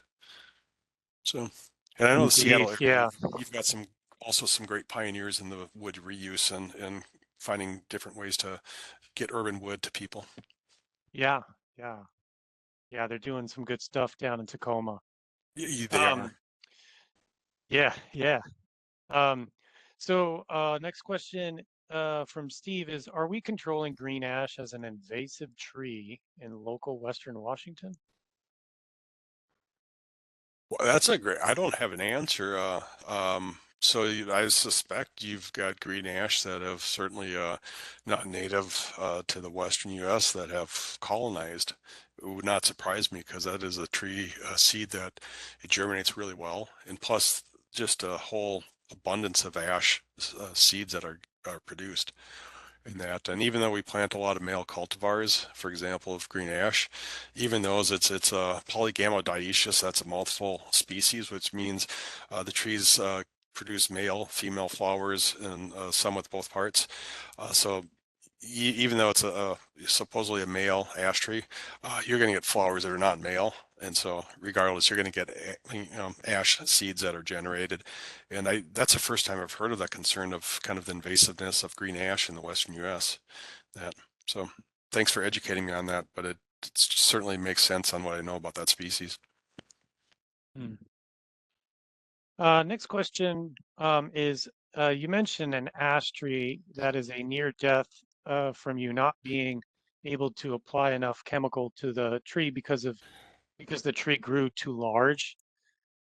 Is there any way to restrict the tree's circumference growth without losing tree health so you can still stay within legal bounds? Yeah, so actually the two chemicals, one imidacloprid and then the other is dinotefuran. Dinotefuran, one of the common names is Safari, and imidacloprid, another common name for that was Merit. Those, when you get about 16 inches dosage, you can't get enough in there. But the emamectin benzoate, that one, I've yet to see a tree that's too big And I've treated trees that were 40 plus inches in diameter, and you could get enough chemical in that tree. And that particular chemical, the highest dosage is 10 milliliters per diameter inch. I just love the label where you're using SI units with English units to do dosing. But regardless, it's 10 milliliters is a high rate. You could actually go down to 5 mil rate and still have enough chemical getting into that tree. So with emamectin benzoate, once you get about over 16 inches, that's really your only effective treatment right now based on current label rates. So great question, and I won't worry about the size of a tree. It's the chemical that you actually use is more important. Great. One Thank last you. thing I'll add, why would you even use, let's say, a bark spray with dinotefrin? It's not as effective as EAB with emamectin benzoate. It's quick. You can do so many trees in a short period of time. And so if you had parking lots after parking lot that were filled with green ash and you want to preserve canopy as long as you can, and they're small trees under 16 inches, I would recommend perhaps basal bark sprays. It's an annual application, but it's quick, tree after tree after tree, and it's pretty easy to apply. So a lot of different ways. Awesome. Thank you. And then Miles asks for the Midwest green and white ash escapes. Are they seed grown or are they cultivars? In No, Seattle, only Oregon ash is yeah, seed grown. The rest are genetically identical cultivars, to my understanding. yeah, pretty much for ash. You know, it's cultivars that are being planted in the urban forest. In Oregon ash, as we're at least suggesting, is you've got a greater diversity because it's a seed generated. Um, it's woods, trees in the forest. I don't know of any cultivated varieties yet that have been identified. There may be, I just don't know of any. Unlike with American elm, there are some cultivated varieties that go back pre-Dutch elm disease, like Princeton elm, market 1922, predates the discovery 1930. I just don't know of any ash cultivars, and the only ones that I know of, these are natural trees that were growing in a wooded area that were escapes. But if anybody knows and can correct me being wrong on any cultivated varieties, that'd be cool to know. I just don't know of any. I keep pretty much up to with the literature, but still always learning. Sure. Okay, I think this might be our last question. There's broad guidance to no longer plant Oregon ash due to EAB in restorations, for instance, Sure. and in non-human risk associated areas, um, like rural and wild lands that are closed to the public access. Is it still acceptable to include plantings, or is the risk of spreading significantly exacerbated by relative few and isolated trees? And do mixed stands, including ash, get infested at the same rate, or Oh, is a mixed stand effective at slowing spread? yeah, great question. I don't know of any science that has looked at the mixture of diversity of trees in the eastern U.S., for example, of let's say it's 10% green ash versus I've seen stands that are near 100%. Um, the insect itself is really good at honing in on ash trees, and they can go, up half mile easily. So from that perspective, I've never seen a paper that looked at the diversity. It's a great question. Now getting to the other heart of like Oregon ash, yeah, it's certainly recommended, especially in your kind of your terrestrial, your riparian areas. Huge concern on your fisheries population is the loss of canopy in areas that have Oregon ash, and then replanting perhaps with other things that are going to retain that canopy, or in some regards actually treating some of the trees in these riparian areas just to preserve canopy while you get other things reestablished. All great questions there. Hopefully that answered the heart of the question that was posed. Yeah, I think so. Well, Yeah, I think that brings us towards the end of our time frame here. Um, wonderful. and again, yeah, thank you so much for joining us, Richard. I really appreciate your level of knowledge on this subject My and pleasure. being able to answer so many questions for us today. Awesome. And I'll Hey, pass it thanks. off to. Yeah, thanks for inviting. My pleasure. Just to pass on a lot of knowledge from myself and others. Yeah, awesome. And it looks like there's a number of people that are posting some things and links in the chat. So feel free to check those out. And I will pass it off to Eric. Yeah. Um, Thanks so much to all of our presenters today. Want to make sure to acknowledge Bridget Kelsch, who's our chair, who's doing all of the hard work on the background. We have a lot of others on the committee: Steve Sochi, Mark Malone, Cece Miller, Joel Fierro, Kate Kurtz, who couldn't be here today, who I myself, Eric Sterner, filled the giant shoes of Kate to organize this event today. And a big thanks to all of you on here. We were up well over 300 people today, which was amazing. A lot of people here listening, learning,